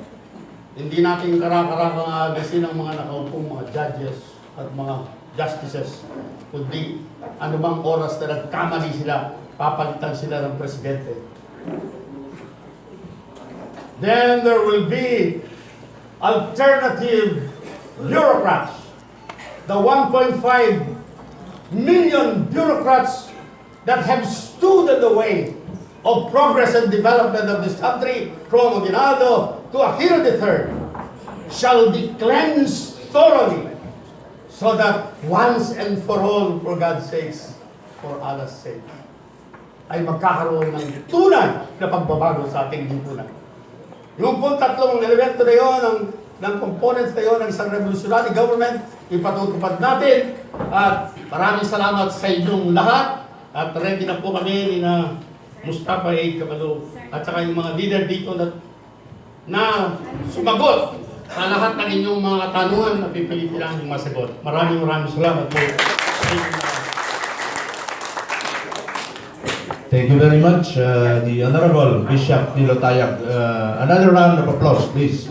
Palakpakan po natin ang ating magiting National Founding Chairman po ng ating Revolutionary Duterte. Napakaganda ng kanyang mensahe. Truly, it is inspiring para sa atin lahat. And we are happy to note that the Honorable Bishop is aware, very much aware of kung sino tayo, ano tayo, at saan tayo nanggaling. So, ito yung mga leader na hinahanap din natin. Sapagkat anuman ang adhikain na gusto ng Bangsamoro, kung hindi rin po tanggap o di kaya hindi rin naiintindihan ng mga national leader natin, ay wala rin po ako. Hindi po ba? Yan ang nangyayari sa atin mula noon, since Ginaldo hanggang kay Aquino. Ang gusto nila, yung formula nila ang sundin. Kumbaga, sila yung magbigay ng gamot sa atin na tayo na naman nakakalam kung anong sakit natin. Pero ibahin niyo po, ang ating magiting na national chairman, alam niya at siya ay tumatanggap ng mga suggestion mula sa atin. Inshallah subhanahu wa ta'ala. So, palakpakan po natin muli ang ating national chairman. So, at this point in time, Brother Ed, kung wala na po tayong bibigyan ng oras na magsalita, I think enough na yon. Hindi na natin pwedeng sapawan yung sinabi ni Bishop. I-skip na natin itong mga messages, no, sa mga selected kasi wala naman talaga kaming napili so far. Anyway, magpuproceed tayo sa open forum. After ng open forum ay magkaroon po tayo ng closing statement. No? Mayroon magbibigay ng closing statement, and after that we will be serving our lunch. And then after that, magkaroon tayo ng photo ops, picture-picture. Unahin natin by grupo, ganyan, picture-picture kay Bishop. Then after that, Brother Ed, natutuloy yung press conference. No? Magkakaroon tayo ng mixing press conference dito. Okay ba tayo? Okay lang tayo? Ang takbir! Mahina na yung mga takbir natin dyan. Saan na yung takbir? Takbir! Yan tayo lumalakas noon. Hanggang ngayon, sama. Dapat hindi mawala yung pagiging revolusyonaryo. Ngayon, binubuhay natin muli. Talagang kailangan natin yung enerhiya. So anyway, we are opening the floor to anyone that would like to ask some questions relevant only. Hindi ko tatanggapin kung yung tanong hindi relevant. Relevant only to the issue of revolutionary government or maybe federalism. Yung mga ibang personal na tanong kung ano dyan, huwag na muna pag-usapan. Okay? So please, sino ang matapang? Mauna. Matapang yung taga North Cotabato. Treasurer, mamakan natin. Balik ka. Hindi matapang. Before that, sandali lang. After the question and answer, open forum, so lunch will be served. Yung dyan sa likod na wala pong plato, don't you worry. Packed lunch will be available. Kakain tayo sabay-sabay. Inshallah. Okay. So, now, Treasurer. Okay.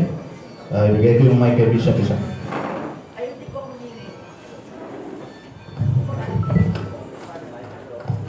Hello.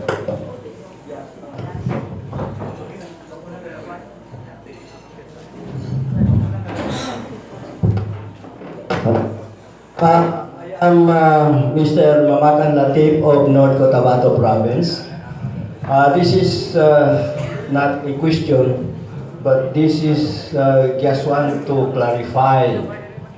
Sir, the way I understand your statement or your message just a few minutes ago, this revolutionary government, the way I understand is almost organized throughout the country, right? Now, if it was organized throughout the country, how long or do we have timetable to wait for the declaration of revolutionary government? We are not waiting, but we are busy preparing. So, when we feel, kapag nakaikot ako sa buong Pilipinas at nararamdaman natin na talagang adequate, sapat, ang ating paghahanda o ang ating kahandaan, our preparedness on the three major components of a revolutionary government, namely the overwhelming mass movement and clamor for a revolutionary government. Number two, the military component. Number three, the political component. Then, as I have said, let the government do its worst and let us confront Mr. President. We are ready. Mr. President, are you ready? Then the President will respond to a revolutionary government. There are two, dito sa ating mga pag-uusap dito, we can discuss the what and who, but we cannot discuss the where and when and how. Marami naman dito mga military commanders. Hindi natin binibigay yung ating mga tactical operations lang, di ba? When the time comes, we will definitely inform you from what we call the different regional commands and the central or national command of Revolution Duterte and a revolutionary government.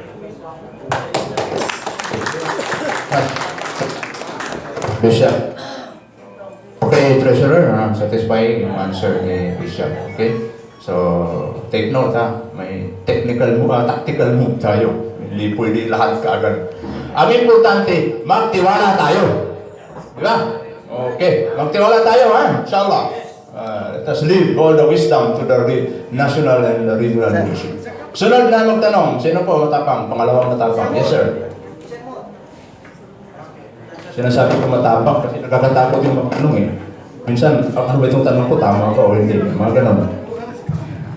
Okay. Rahman-Rahim.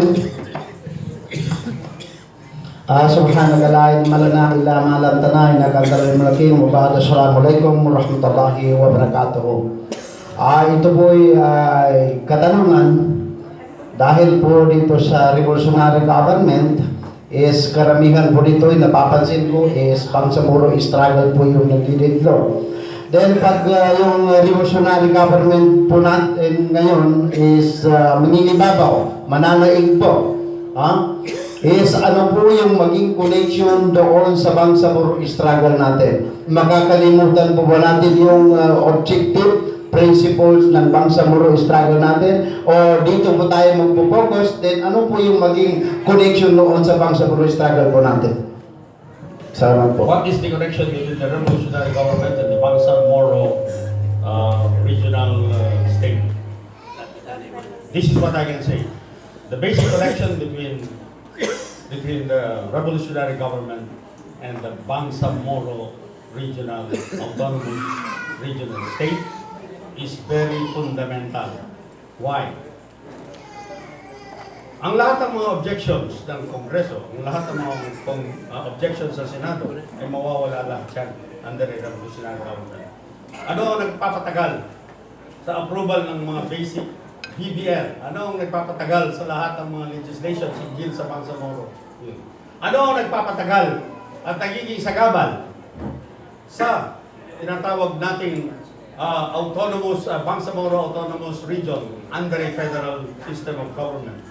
Ito pong mga tinatawag kong political institutions, including Congress, including Senate, including even the justices of the Supreme Court, including the bureaucracy. Ito po ang nagiging sagabal. So, that is the basic relationship. Ang mga mapagpabilis ng tunay na pagbabago at saka pag-adapt natin sa Bangsamoro autonomous regional state under a federal state system is only a revolutionary government. That is the correction.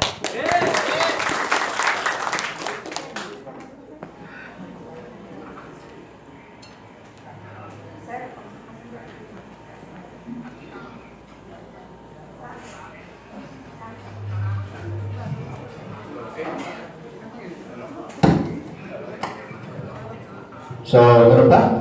Meron pa mong tatanong? Okay ba yung answer sa second question, ha? Okay. Si Commander Johnny.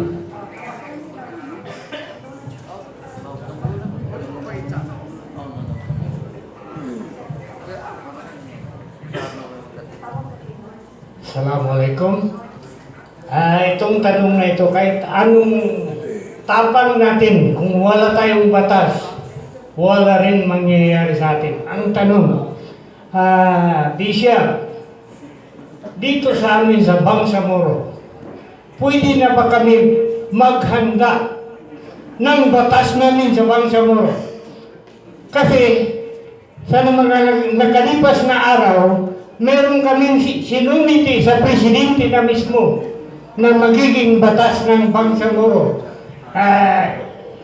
Ito ba'y mapakinabangan ng Bangsamoro?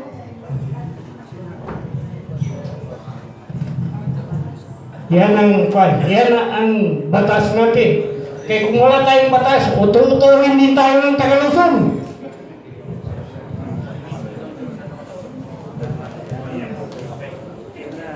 The good people of Muslim Mindanao are not wanting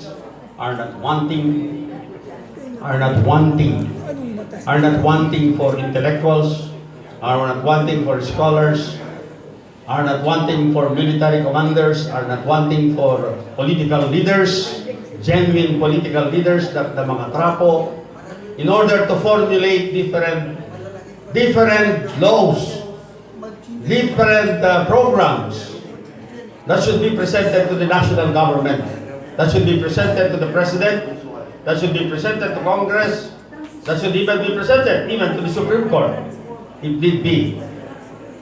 Kasi dadaanan lahat yan. Under the present setup, dadaan lahat yan sa ano.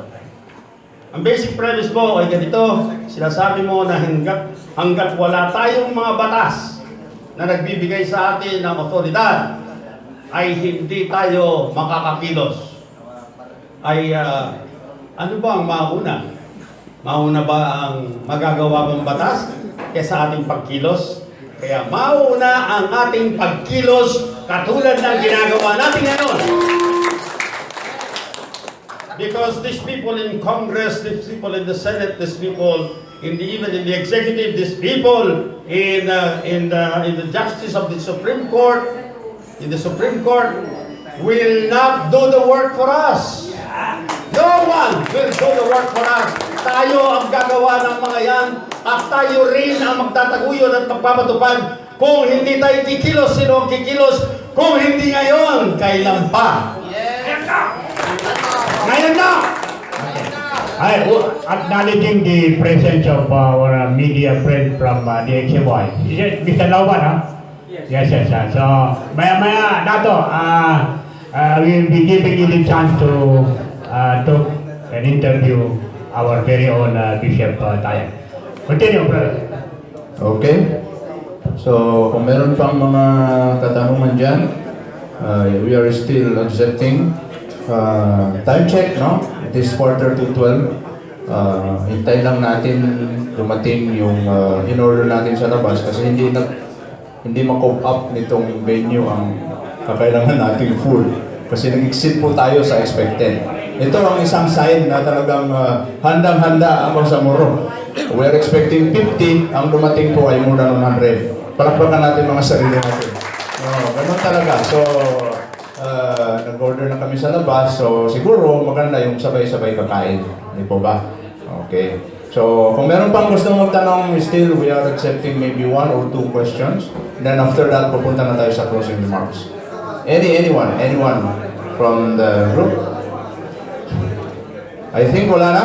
Okay? Maliwanag na sa atin kung ano yung napag-usapan dito, kung ano yung mga alingkain na gusto natin nangyari, kung ano yung sinusulong po natin. Yun ang importante, ano? At least pagdating natin sa kanya-kanyang area natin, alam natin anong gagawin. Yes, brother. Yes, brother. Nung lumabas ako, sabi niya, pakitanong ako, meron ba tayong assurance na pag nag-take over ang revolutionary government, tayo ba ay kasama ba hanggang sa dulo ng walang hanggan?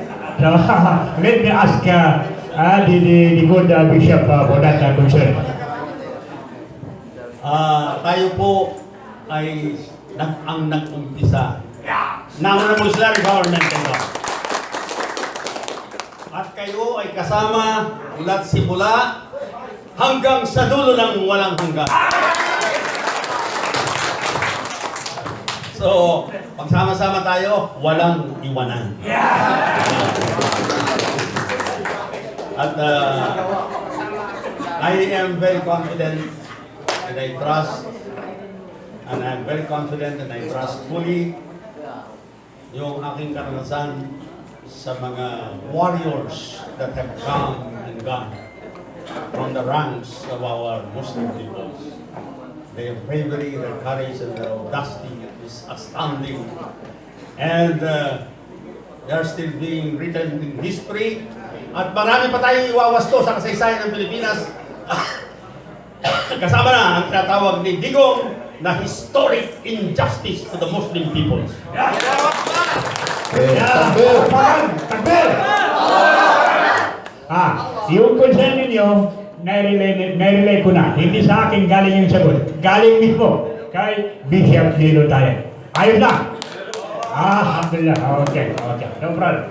Inshallah. Salamat. Tulad ng matagalan nating sinasabi sa BTC, walang iwanan. Ayun na. Nandito na. Walang iwanan. May iwan lang ang gusto magpaiwan. Bahala ka sa buhay mo. Ha? Kung ayaw magpaiwan, inshallah, bibit-bitin namin. Dadalhin namin, inshallah. Okay. Yes. Si Dr. Pagayo. Actually, hindi ito tanong Bishop, no? Pero yung observation ko, at saka probably observation din ng marami ngayon, lalong-lalo na siguro kayo po ay nasa Maynila. Ay kagagaling ko lang sa Maynila the other day. Pero yung manifestation, or probably this, one of the signs na malapit na i-launch ni Presidente yung REBCO, ay parang nararamdaman na sa Manila. Isang mga sign ay yung pag-attack niya sa church. Not actually the God, but the people in church. Pangalawa, yung Communist Party. So nag-decline na sila, umalis na sila sa ano. There was a stabilization plot from the sa NPA against the President. Ang tanong ko po, pareho ba tayo ng observation na ito yung isa sa mga signs or probably many of the signs where probably Duterte will start launching or stage the revolutionary government? There are many signs in the political landscape that are coming out. And of course, there is even a concerted effort to bring down the economy. The efforts of the oligarchs to bring the prices up of prime commodities. There is this to control the peso in relation to the dollar exchange, and of course the activities of the present of the yellow cards that are already in conspiracy with the CPP, NPA, and the F, because the latest statement of my former colleague Jose Maria Sison, he says that instead of talking peace to Duterte, we will just wait, or we will just participate in the ouster of President Duterte. So there is now a concerted effort for the ouster and the stabilization of the current Duterte government.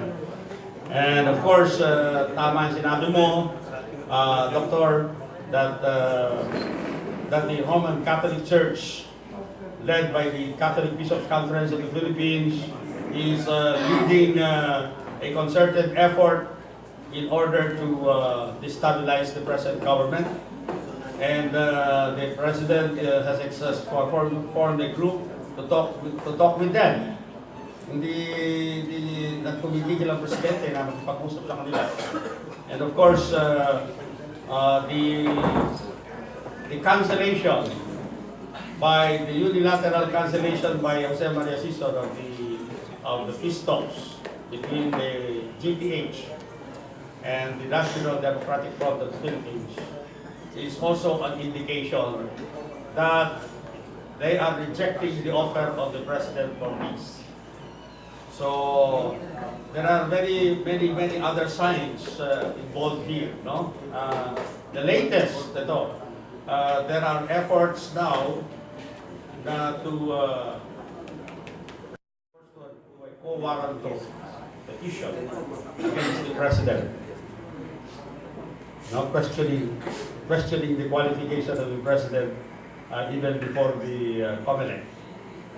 So all these efforts, and there are rumors that some oligarchs are willing to give, to shell out billions of pesos in order to bribe these justices to give due course to this co-warrant against the President. That is the ultimate triggering mechanism for a revolutionary government. When the existence itself of the Duterte government shall be under dangerous peril and will be fighting for its survival and eventual victory over these destabilizers. Okay. So, thank you very much. Maliwanag. Maraming indicators. Marami.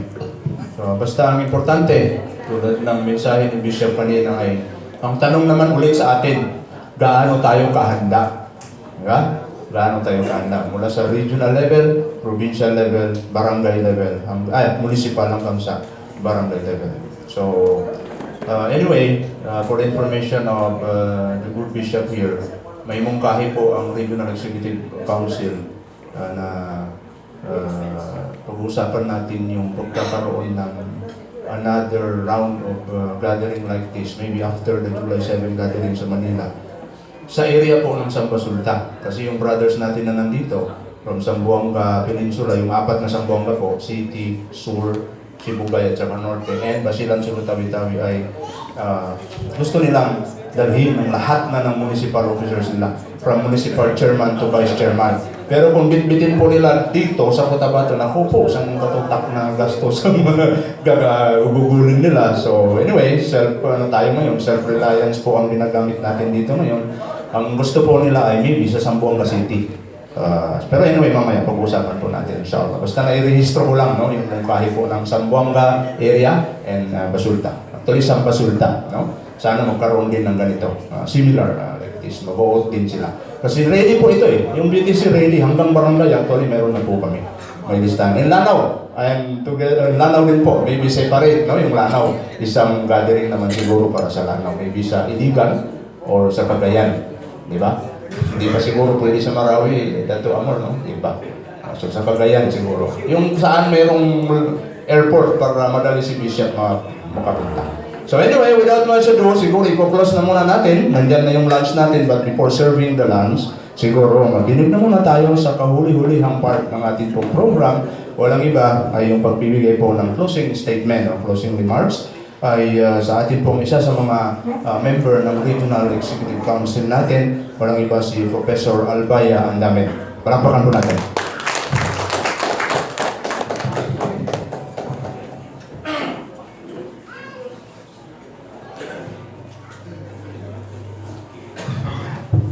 Bismillahirrahmanirrahim. Assalamualaikum warahmatullahi wabarakatuh. Sa ating kagalang-galang na guest of honor, Bishop Nilo Tayag. Sa mga nakaupo, sa ating regional head dito, si Professor Eid Kabalu, Sir, Dr. Magayaw, and the rest. Yung mga kasama natin nang galing ng Sampim Basulta, Yung mga kasamahan natin na galing ng Lanao, na naghihirap, alam namin baka kagabi pa kayo dumating o kahapon. Yung mga kasama natin na galing sa iba't ibang munisipyo na karating ng Maguindanao. Assalamualaikum muli, magandang tanghali sa inyong lahat. Pasensya na po kung isang babae ang nakaharap nyo ngayon, ay nakatayo sa harap nyo. Kanina ko tinitingnan ko bago ko dumating, pinilang ko, wala ko kami umabot ng 5. Magkaganon man salamat at binigyan nyo kami ng pagkakataon na tumayo sa harap. Sokran, Mr. MC. Salamat po, Professor Eid Kabalu. Alam natin lahat na anumang gagawin natin, susulong ng isang pamayanan ng buong community. Pag walang babae na tutulak sa inyo sa likod, walang mangyayari sa inyo. Naniwala kayo? Ang galing naman ninyong papaniwalain. Okay. Ang sabi kanina, hindi ko na ulitin yung mga pwede mang Tagalog na lang para papasok sa ating mga puso at magkaintindihan tayo mabuti. Alam namin, lahat tayo marunong Tagalog.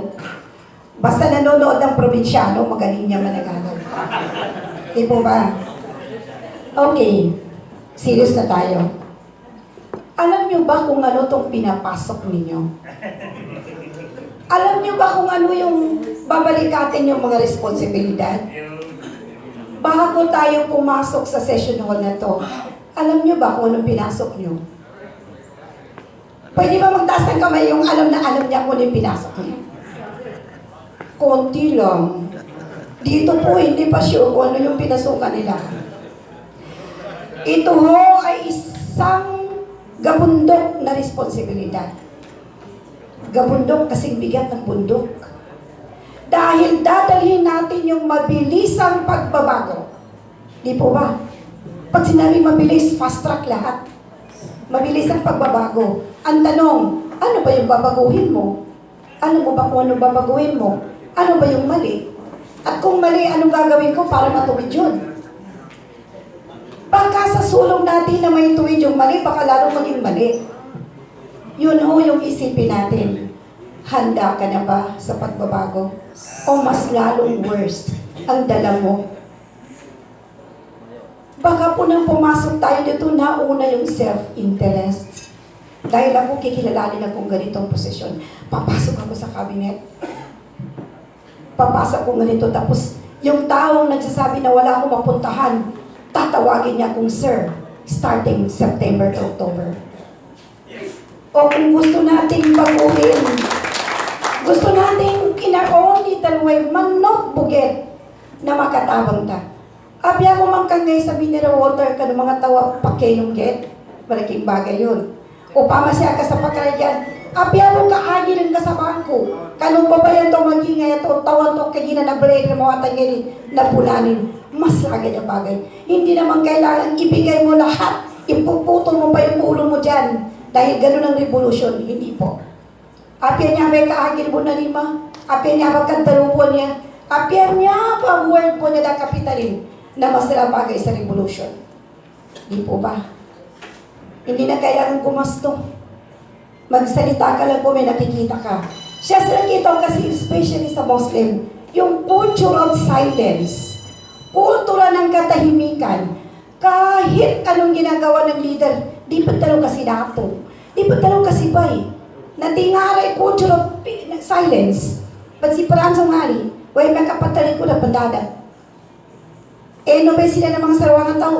Api ang presidente na nagbagatungan sa ibagingin sa kampot sa picture. Pagtuntungan nila ito rin. Kaya ginamawalaw sila na culture of silence sila.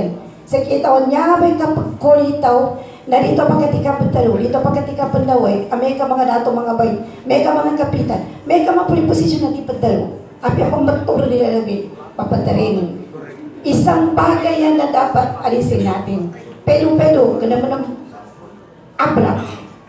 Lahat ng bagay dapat ipelo-pelo. Ang sabi dito, itong ginagawa natin na revolusyon, ang kanapatimba ka, manos kay kino, hindi naman papataya. Ang alam natin sa revolusyon, patimba ka. Pansabir, hindi po.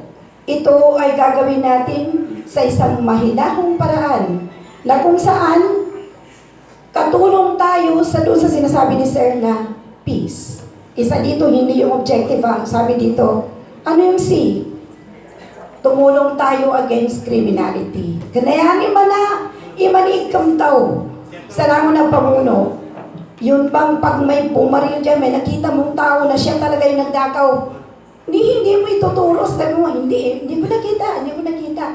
Dahil ko, hindi ako magsasalita dyan, madamay pang pamilya ko. Pero kung yan, bento ba?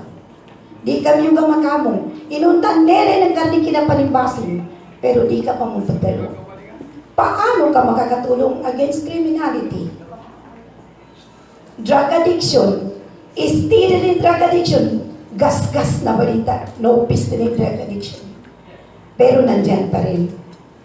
Baka yung drug addiction nasa bahay mo lang. Baka yung drug addict nasa katabi mo lang matutulog. Baka nasa kabilang kwarto mo lang yung drug addict. Di po ba? Yata pang kakagapot sa buong community, buong pamilya, isang pamilya mo lang, hindi mo kaya. Simulan natin sa pamilya. Ganun ang revolution. Tanungin mo yung sarili mo, yung mga anak ko pagkatarbiyan ko. Bago ko tarbiyan yung kapitbahay ko, yung mga anak ko ba, dumarating ba, umuwi ba ng tamang oras? Lalo na sa aming mga ina. Akala nyo ang babae ay walang nagagawa, napakalaki. Kung nagiinit ang inyong mga ulo, kung gusto nyo humabol ng taga sa kalaban nyo, sino nagpapalamig ng ulo nyo? Di ba kami? Sumapal ka na sa kami. Kung wala naman kayong ginagawa, tatamad-tamad, sino ba nagpapainit ang ulo nyo? Di ba kami rin? Ganon kami. Ganon din sa mga anak. Ameka, hindi na natin kaya tabihan sa mapya. Ulyangan. Ako lahat ng karamihan sa anak namin, 6 lalaki. Pag hindi ko na kaya, iiyakan ko. Anong mawala sa akin, kuyakan ko anak ko, kung makuha ko naman ang puso nila. Kasi ang lalaki, pag umiyak ang babae, lalambot na yan, surrender din. Kadimi yung nila sa babae, baguyang. Lalo na pag kanyang ina. Ganun nating ganun namin gagawin, ganun namin isusulong itong pagbabago. Hindi na nyo kaya kung kayo ng lalaki, malaki yung magagawa namin, promise, inshallah. Commitment, isa sa 3 C. Actually, honest admit ko, hindi ko alam yung 2 C. Ang nakats ko lang sa 3 C, commitment. Katawanin meaning ang commitment, pasad sa ginawa. Surrender ta sa ginawa, ito commit ta. Kamapasang niya ba ron tanwa? Mangieto sa mga drug addict, yan yung mga hindi habulin. Makatulong tayo sa simpleng paraan, pero araw-araw na paraan. Graft and corruption. Katawan ng graft and corruption? Ang alam na natin ng graft and corruption, kapag kinuha natin yung pera sa isang proyekto at hindi natin binigay kahit 50%, okay, graft and corruption na yan. Hindi lang po yun. Ang graft and corruption, maraming bagay po yung nakukurap ninyo na hindi nyo alam, act of corruption. Halimbawa, isa kang guro. Guro ako ng 30 years, nag-retire na. Dumarating ka ng 9 o'clock or 8:30, uwi ka ng alas 3. Akala mo walang corruption dahil walang pera? Meron. Kinurap mo yung oras mo na walang oras, ginawa mong 5, 6. Corruptor ka rin. Corrupt ka. Yung mga tao nagtatrabaho sa'yo kung ikaw isang manager, pinipilit mong gawin mag-overtime silang 2 oras walang bayad. Kinurap mo rin sila. Yung oras nila, yung pagod nila, kinurap mo rin yan. Maraming paraan po sa puso. Kunin mo rin sa tiyan. Alam niyo yung kunin sa tiyan? Busugin mo. Kasi the best way to a man's heart is through the stomach. Di po ba? Okay. So, closing remarks lang yun. Tatapusin ko na po with a question and with a reminder. Tanungin po natin ang ating sarili, handa na po ba tayo? Ano po ba ang aking talagang intensyon? Para lang sa sarili ko o para tumulong sa pagbabago na tunay sa pamamagitan ng ating Rebolusyong Duterte. Rebo Duterte for Revolutionary Government. Wassalamualaikum warahmatullahi wabarakatuh. Thank God. Natauhan kayo. Babae yan. Well, brother, Siguro the Bishop wanted to react or say something about the lady's beautiful mission. Napakaganda po ang narinig ko, mga pangungusap. Bagamat nailagay natin sa huli, ang ibig sabihin ay nilagom niya, sinamap niya ang lahat ng gusto natin. Ang pagre-revolusyon ay hindi po yung pag-agaw ng kapangyarihan para sa sarili natin. Ang mas malalim na revolusyon na narinig natin mula sa ating tagapagsalita, ang huling nagsalita, ay ang pagbabago ng ating masamang mga pag-uugali, yung ating mga values, yung mga attitudes natin, yung mga traits natin na dapat iwaksi. A movement for national liberation is only the first stage. The most important one is what we call a social revolution, meaning the transformation of values, attitudes, traits, and the transformation of behavior of the people, and the transformation of the character of the people. And yun po ay nasummarize natin mabuti. At gusto ko lang ulitin ang C. Kanina pa na sa pagmamadali ko, isang C lang ang nabanggit ko. Committed kayo sa President Duterte at sa Alternative Autonomous Region of Mindanao, at kayo ay clean, yung sinasabi niya kanina, na walang bahid ng illegal na droga, walang bahid ng corruption, at walang bahid ng criminal cases. At pangatlo, you should be competent na magpatakbo ng isang alternatibong arm at isang alternatibong gobyerno. Maraming salamat. Okay. Maraming salamat. Committed, clean, competent. Yun, tatlo. So, maraming salamat. Sumasanayan tayo, no? Doon sa sinabi ni Professor Albayan na, yun nga, may kasabihan, di ba? Success of any great man. Behind the success of any great man is a woman. So, babae yung tumutulak. So, kailangan, hindi lang isang tumutulak, dapat apat. Para malakas yung tulak. Kung kaya yung isa dyan, gawin nyo na apat. Sinapayagan naman sa Quran eh. Pero sabi ng Allah, pa-in khiftum alla ta'dilu fawahida. Kung hindi din ma-institute ang justice, yung adala, yung justice, yung adil, yung fairness, isa lang. Pero si Brad Ed, wala na, tatlo na ito eh. So ako nag-apply pa lang. Pangalawa, ina-apply ko na. Tinan natin baka makapasa. So maraming salamat. We are now serving our... Yes sir? Yes sir? May gustong sabihin si kasamang Camilo. Assalamualaikum warahmatullahi wabarakatuh. Mga kapatid, itong ating whole occasion from the beginning up to now is live sa Facebook. Mapapanood po ninyo Bishop Nilo Tayag, KITV Philippines, National Journalist Association of the Philippines, Media Force, at marami pang mga groups sa Facebook. Kaya worldwide po tayo ngayon. Maraming salamat po. So, maraming salamat. Wow, live pala kayo ha. Mga na kayo, mga international actors. Okay. Pasal. Hello, Mike.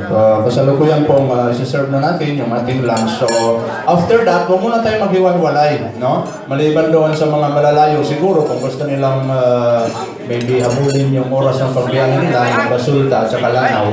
Pero siguro magkaroon muna tayo ng photo ops, no? Magkaroon muna tayo ng picture taking mamaya by group, no? After taking our lunch. Inshallah.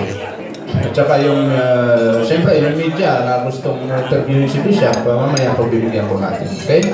So, okay, maraming salamat. Diyan po nagtatapos yung ating program ngayong araw na ito. Kami nagpapasalamat sa inyong pagkikisa at pagdalo dito, lalo na sa mga kasamahan natin mula pa sa malayong lugar.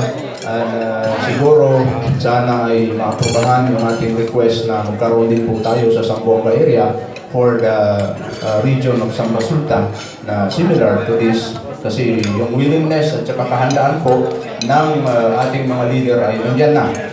Yung it's a matter of time only, schedule kung kailan natin sila patawagin. And of course, with the Lanao area, yung Lanao Sur, maybe pwede natin gawin sa Iligan or sa Cagayan. Depende na sa kanila. We will just talk it over mamaya. Okay? So maraming salamat. Assalamualaikum warahmatullahi ta'ala wabarakatuh.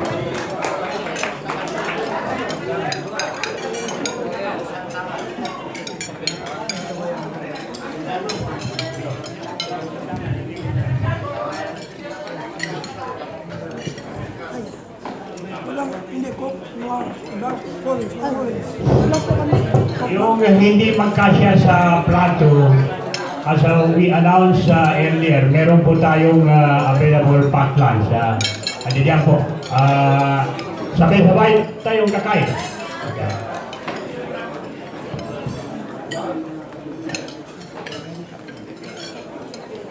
Pakilala mo na dito. Yung diyan sa labas, kain na tayo.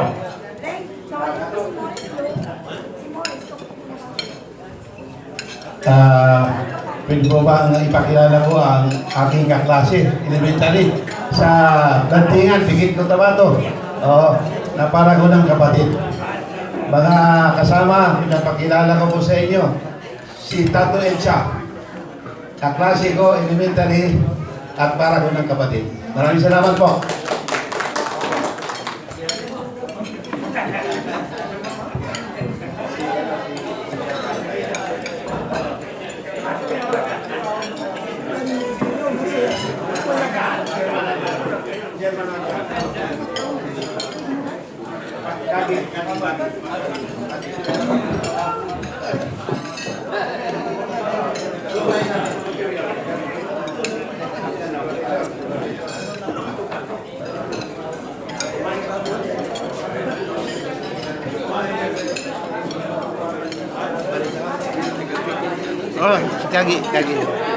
Kagi bagit.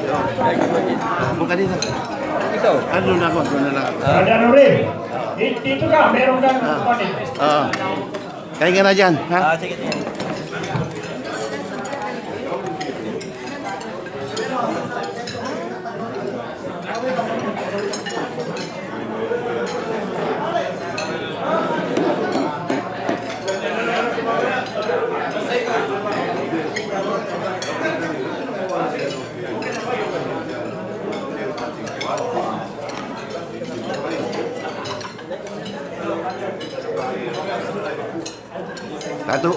Datu.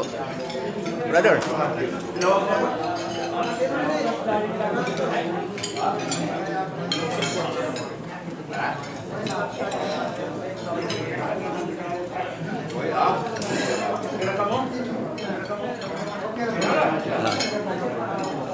Thank you.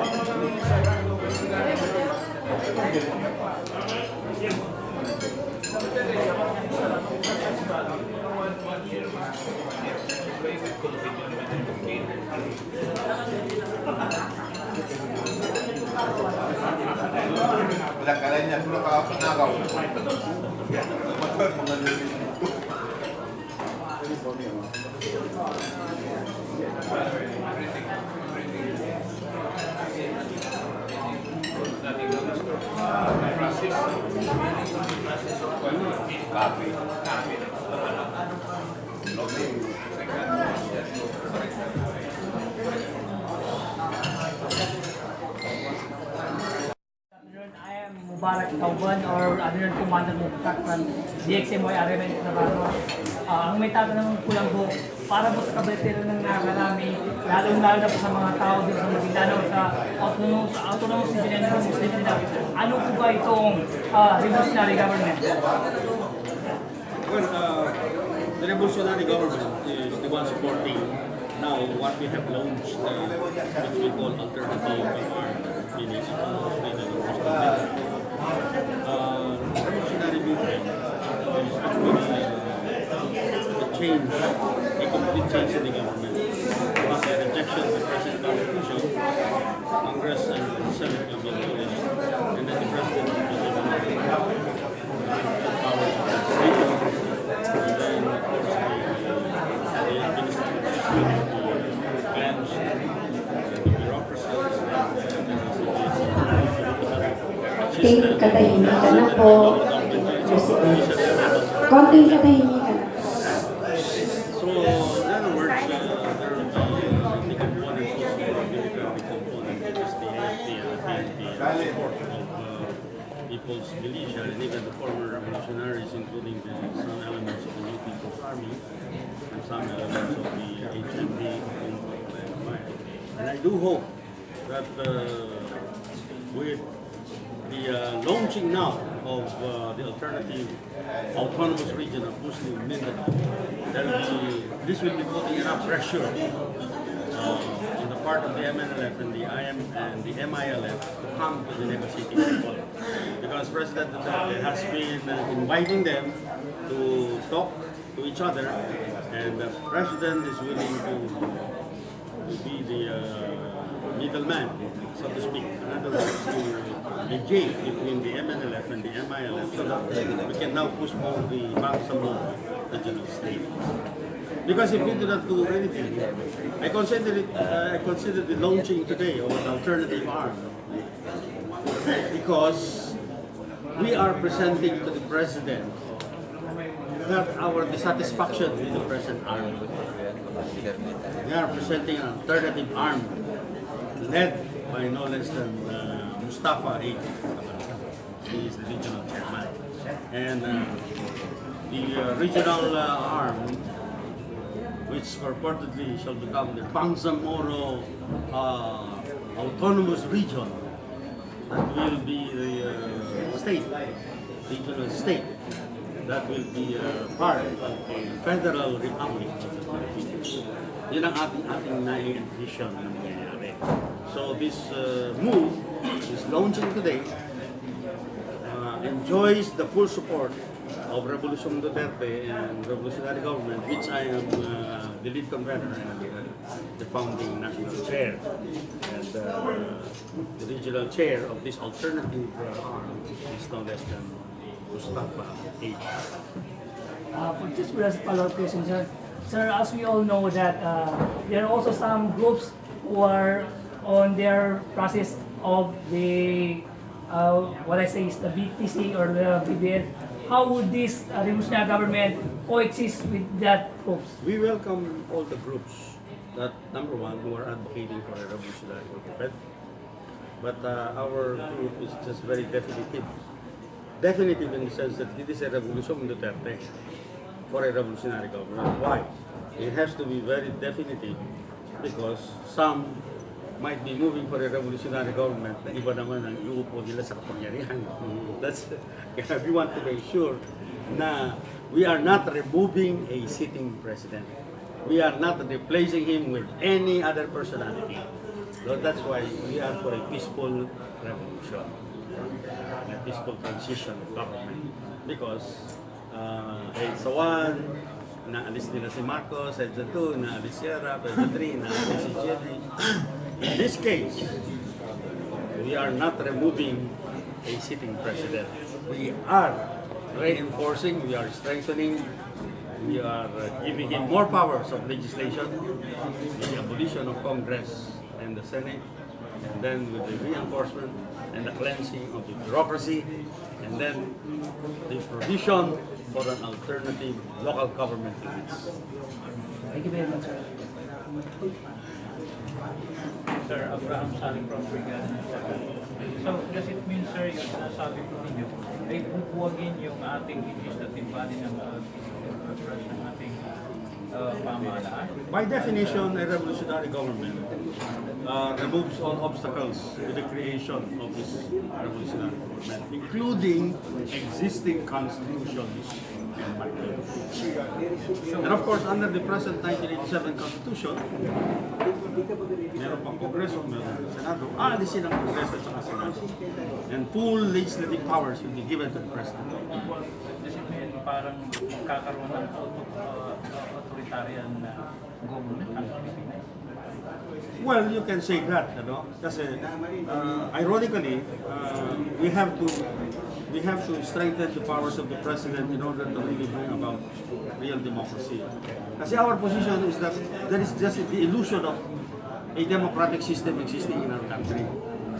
As a result of the American liberal democratic ideology, pinapaniwala tayo ng mga Amerikano na mayroong Bill of Rights, meron tayong demokrasya. But at present, the electoral process is a captive of the oligarchs and the traditional politicians. 50 families control the national wealth and the economy of this country. How can there be democracy for the people? People are engaged in vote buying and vote selling because they don't have any choice kasi wala naman silang pera. Wala naman, nagugutom ang mga tao. Sa kanila, ang eleksyon ay parang opportunity to earn a little money. 2 kilong bigas, 4 na sardinas, 4 na pirasong noodle soup. Noodles. So, napaka-alunod-sunod sa kalagayan ng even our Muslim brothers have been the victims of traditional politicians from Maguindanao to Maguindanao. Kaya itong alternative autonomous army ito, inaalis yung mga Muslim leaders din. Yes, sir. Ibig sabihin ba, Bishop, hindi dapat mag-exist itong check and balance ng ating pamahalaan for the President to perform his duty to deliver pure democratic process? The real check and balance to the powers of the President and the people themselves. Number one, the first element of overwhelming clamor for a mass constitution. Overwhelming clamor for a revolutionary government. Yun lang pagkaka-organisa ng mga masa yan ay sapat na para pigilan ng Presidente para maka-abuso ng kanyang kapangyarihan. Yung suporta ng militar at saka ng mga kapulisan. This is enough limit to the powers of the President. Itong consideration ng AFP. Yung alternative political system from the provincial level down to the barangay level provides also a check and balance to the President. As of now, wala check and balance to the Congress. 85% ng mga congressmen ay landlords and capitalists. How can they legislate? You are witness to the justice system in this country. The electoral process. Hindi manalo yung mga mahihirap dito. sa electoral process natin, the present electoral process, tsaka yung COMELEC at tsaka yung mga smart market na yan. There's got to be a drastic change in the COMELEC. The way we conduct our elections. Hindi natin pinalis ang sistema ng eleksyon na yan. There is no real democracy in this country. There is no real elections in this country. Ang mga maliliit ay hindi talaga magkakaroon ng tunay na leaders. Going back to the autonomous region setup, what would be the setup of the autonomous region? Well, that's vis-a-vis the BPN upcoming. As to the regional chairman, yung setup, yung struktura. Kasi hindi naman struktura ng problema. Ng tao mismo yung inilalagay sa different structures. At sinasabi niya, kaya sinasabi natin alternative kasi simula ng Tripoli Agreement, the creation first under the leadership of MINDANAO, class B. Hindi naman bagong kalagayan ng Muslim people. Hindi naman bago. Kaya kailangan umpisahan na ang pagbabago. I think Chairman, Regional Chairman said that this structure will constitute a new alternative arm, the autonomous region of Muslim Mindanao. Yes. Sir, Kabalu, mind you, there was a draft proposal named Bangsamoro State Constitution for Federal Republic of the Philippines, sponsored by the All Moro Congress. In that constitution, proposed constitution, it took good care of the different major tribes in Mindanao, particularly the area now constituting the autonomous region in Muslim Mindanao. For instance, there is a Nigiri for Maranao, Nigiri for Datu, and Nigiri for Maguindanao. That alone, recognizing the cultural identities of this group, is already a step forward, positive step forward that will lead us to sustain and maintain our unity and cohesiveness in this area of autonomous state. That is not present in the present setup. And so we would like to campaign that, although we are not really in a position to rule it, but mind you, that is intended for everyone, not intended for ANC alone. They created that, they drafted that, because they wanted that arrangement to be used and adopted in this part of the country. Sir, and most of our Muslim leaders are pushing through with this measure. So, what would be the setup of this present alternative autonomous region once the BBL will be finally? Well, I suppose these issues can be reconcilable. It is reconcilable. After all, they are after obtaining and attaining a peaceful community in this part of the world. We want progress, we want development. The BBL targeted that kind of ambition for it. And so with the other formula. So we have the same. The revolutionary government takes care of the problem. Even as of now, the BBL is not yet passed by Congress. Yes. So there are so many obstacles to the creation of a real Bangsamoro autonomous region under a federal system.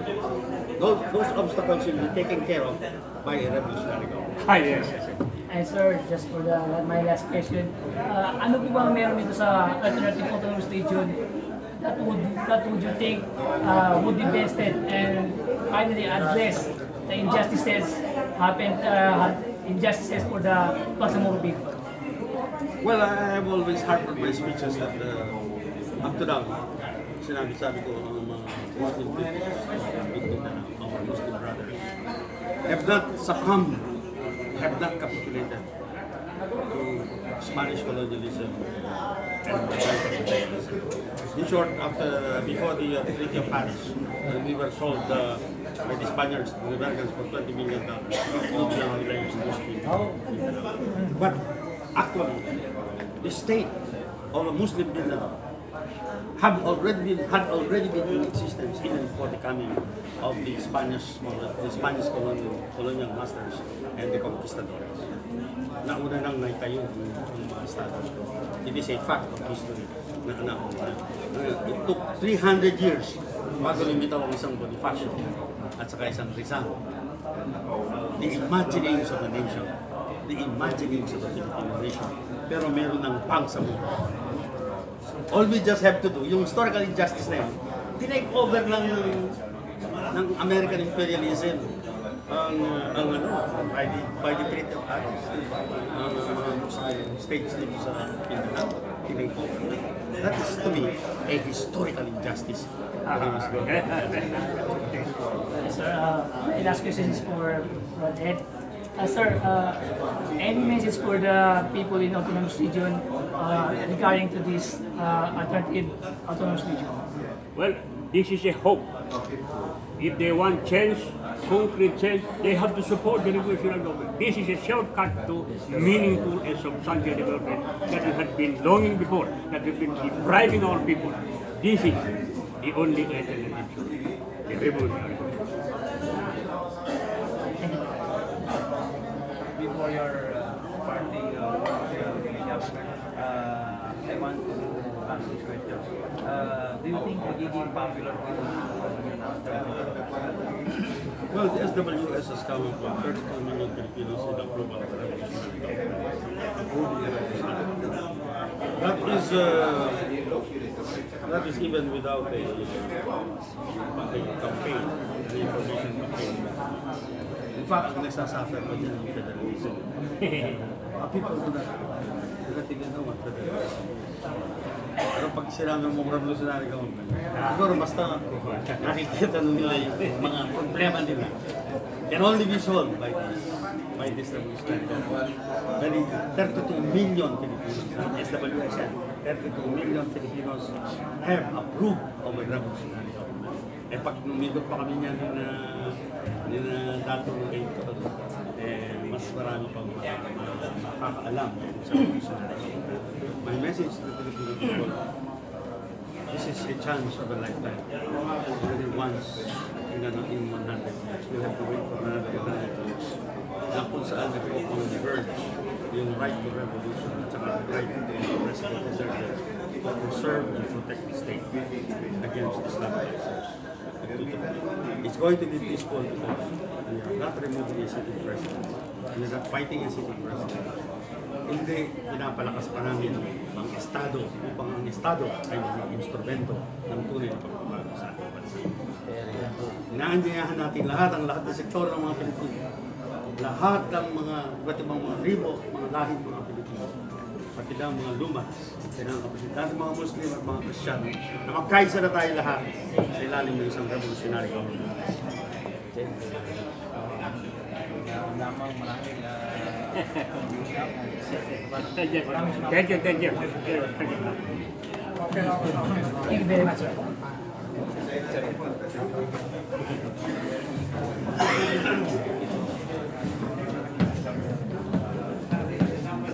Yan, sa right here. Brigada. RMM. RMM naman ito. Ano yan, Pomora. Camilo Meliendez ng KITV Philippines. Pwede pa kayong hinga ng inyong mga pananalita tungkol sa katatapos lamang na Rebolusyong Duterte for Revolutionary Government ng Autonomous Region Muslim Mindanao. Opo, sir. Magpakilala po muna kayo. Ako si Haji Albayan Dami, sir. Tubong Maguindanao. Pero ngayon ho, kasi po yung nakatira ng Cotabato City. Dati ho ako nagtuturo, pero ngayon ho nasa humanitarian service provider po.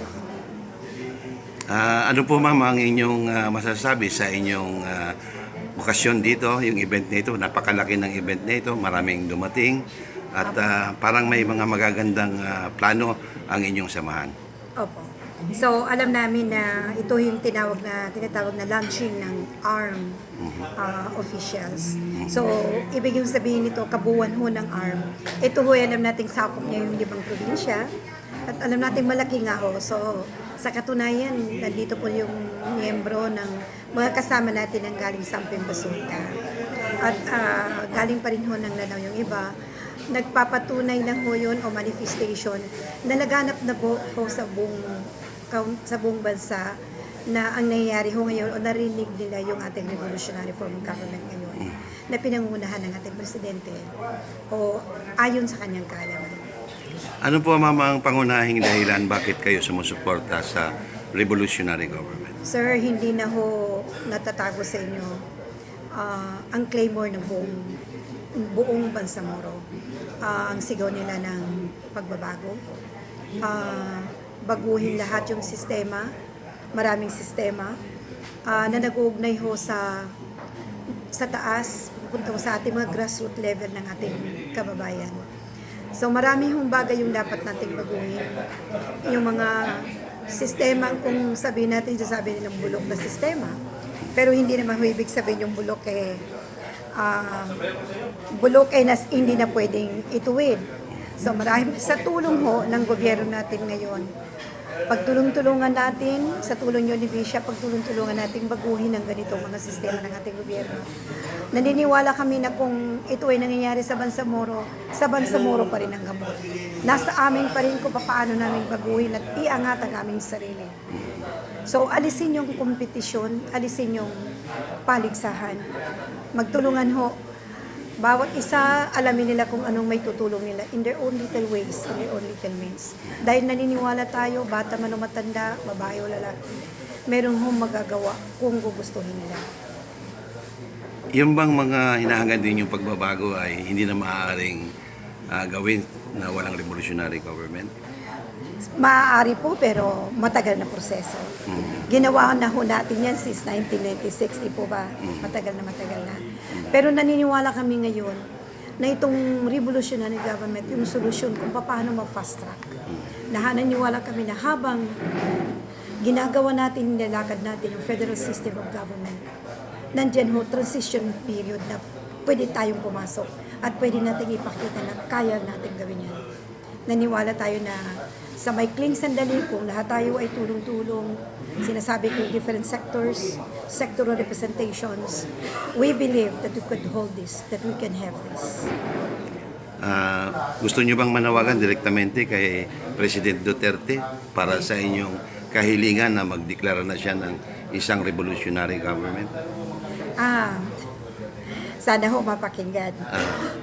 Mahal namin Presidente, mahal namin Ama ng Pilipinas at Ama ng Bangsamoro. Naniniwala kami na sa kamay mo nakaatang yung mga mabilisang pagbabago sa Bangsamoro. Naniniwala din kami na sa tulong mo at walang iba, next to Allah, kayo ho yung makakagapay sa amin, makakatulong sa amin. Tulungan niyo ho kami para matapos na yung ilang taon namin paghihirap. Tulungan niyo kami na magkaintindihan kami, mawala ang paligsahan, mawala ang pagmamatasan, at mawala yung hindi mabuting samahan sa aming Bangsamoro. Tulungan niyo ho kami, Presidente, kayo lang ho yung makakatulong sa amin. Let's move fast and let's do this fast. Meron ho kayong panghuling pananalita para sa ating mga kababayan, hindi lang sa mga Muslim sector? Sa buong bayan ho? Okay, sa buong bayan ho ng buong Pilipinas. Naniniwala kami na ito hindi iikot lang sa Bangsamoro, hindi ikot lang dito sa Mindanao. Naniniwala rin kami dito sa Mindanao na kahit dyan sa inyo sa Luzon at Visayas, dararapat din siguro na magtulungan tayo. Gawin na natin ito sa mabilisang paraan dahil ito lang yung nakikita nating paraan para lahat ay makamitan natin. Hindi lang kami kasi naghihirap eh. Pag naghihirap ang Mindanao, kayo rin ay nagdadamay. Kung nahirapan ng aming mga leaders, kayo rin ho ay nadadamay. Kung kami ay nagkakagyera, damay rin po kayo dahil ang hirap ng Mindanao ay hirap na mararamdaman ng Luzon at ng Visayas. So let's move on together. Maraming salamat po, ma'am. Yes, Thank you very much. Thank you very much.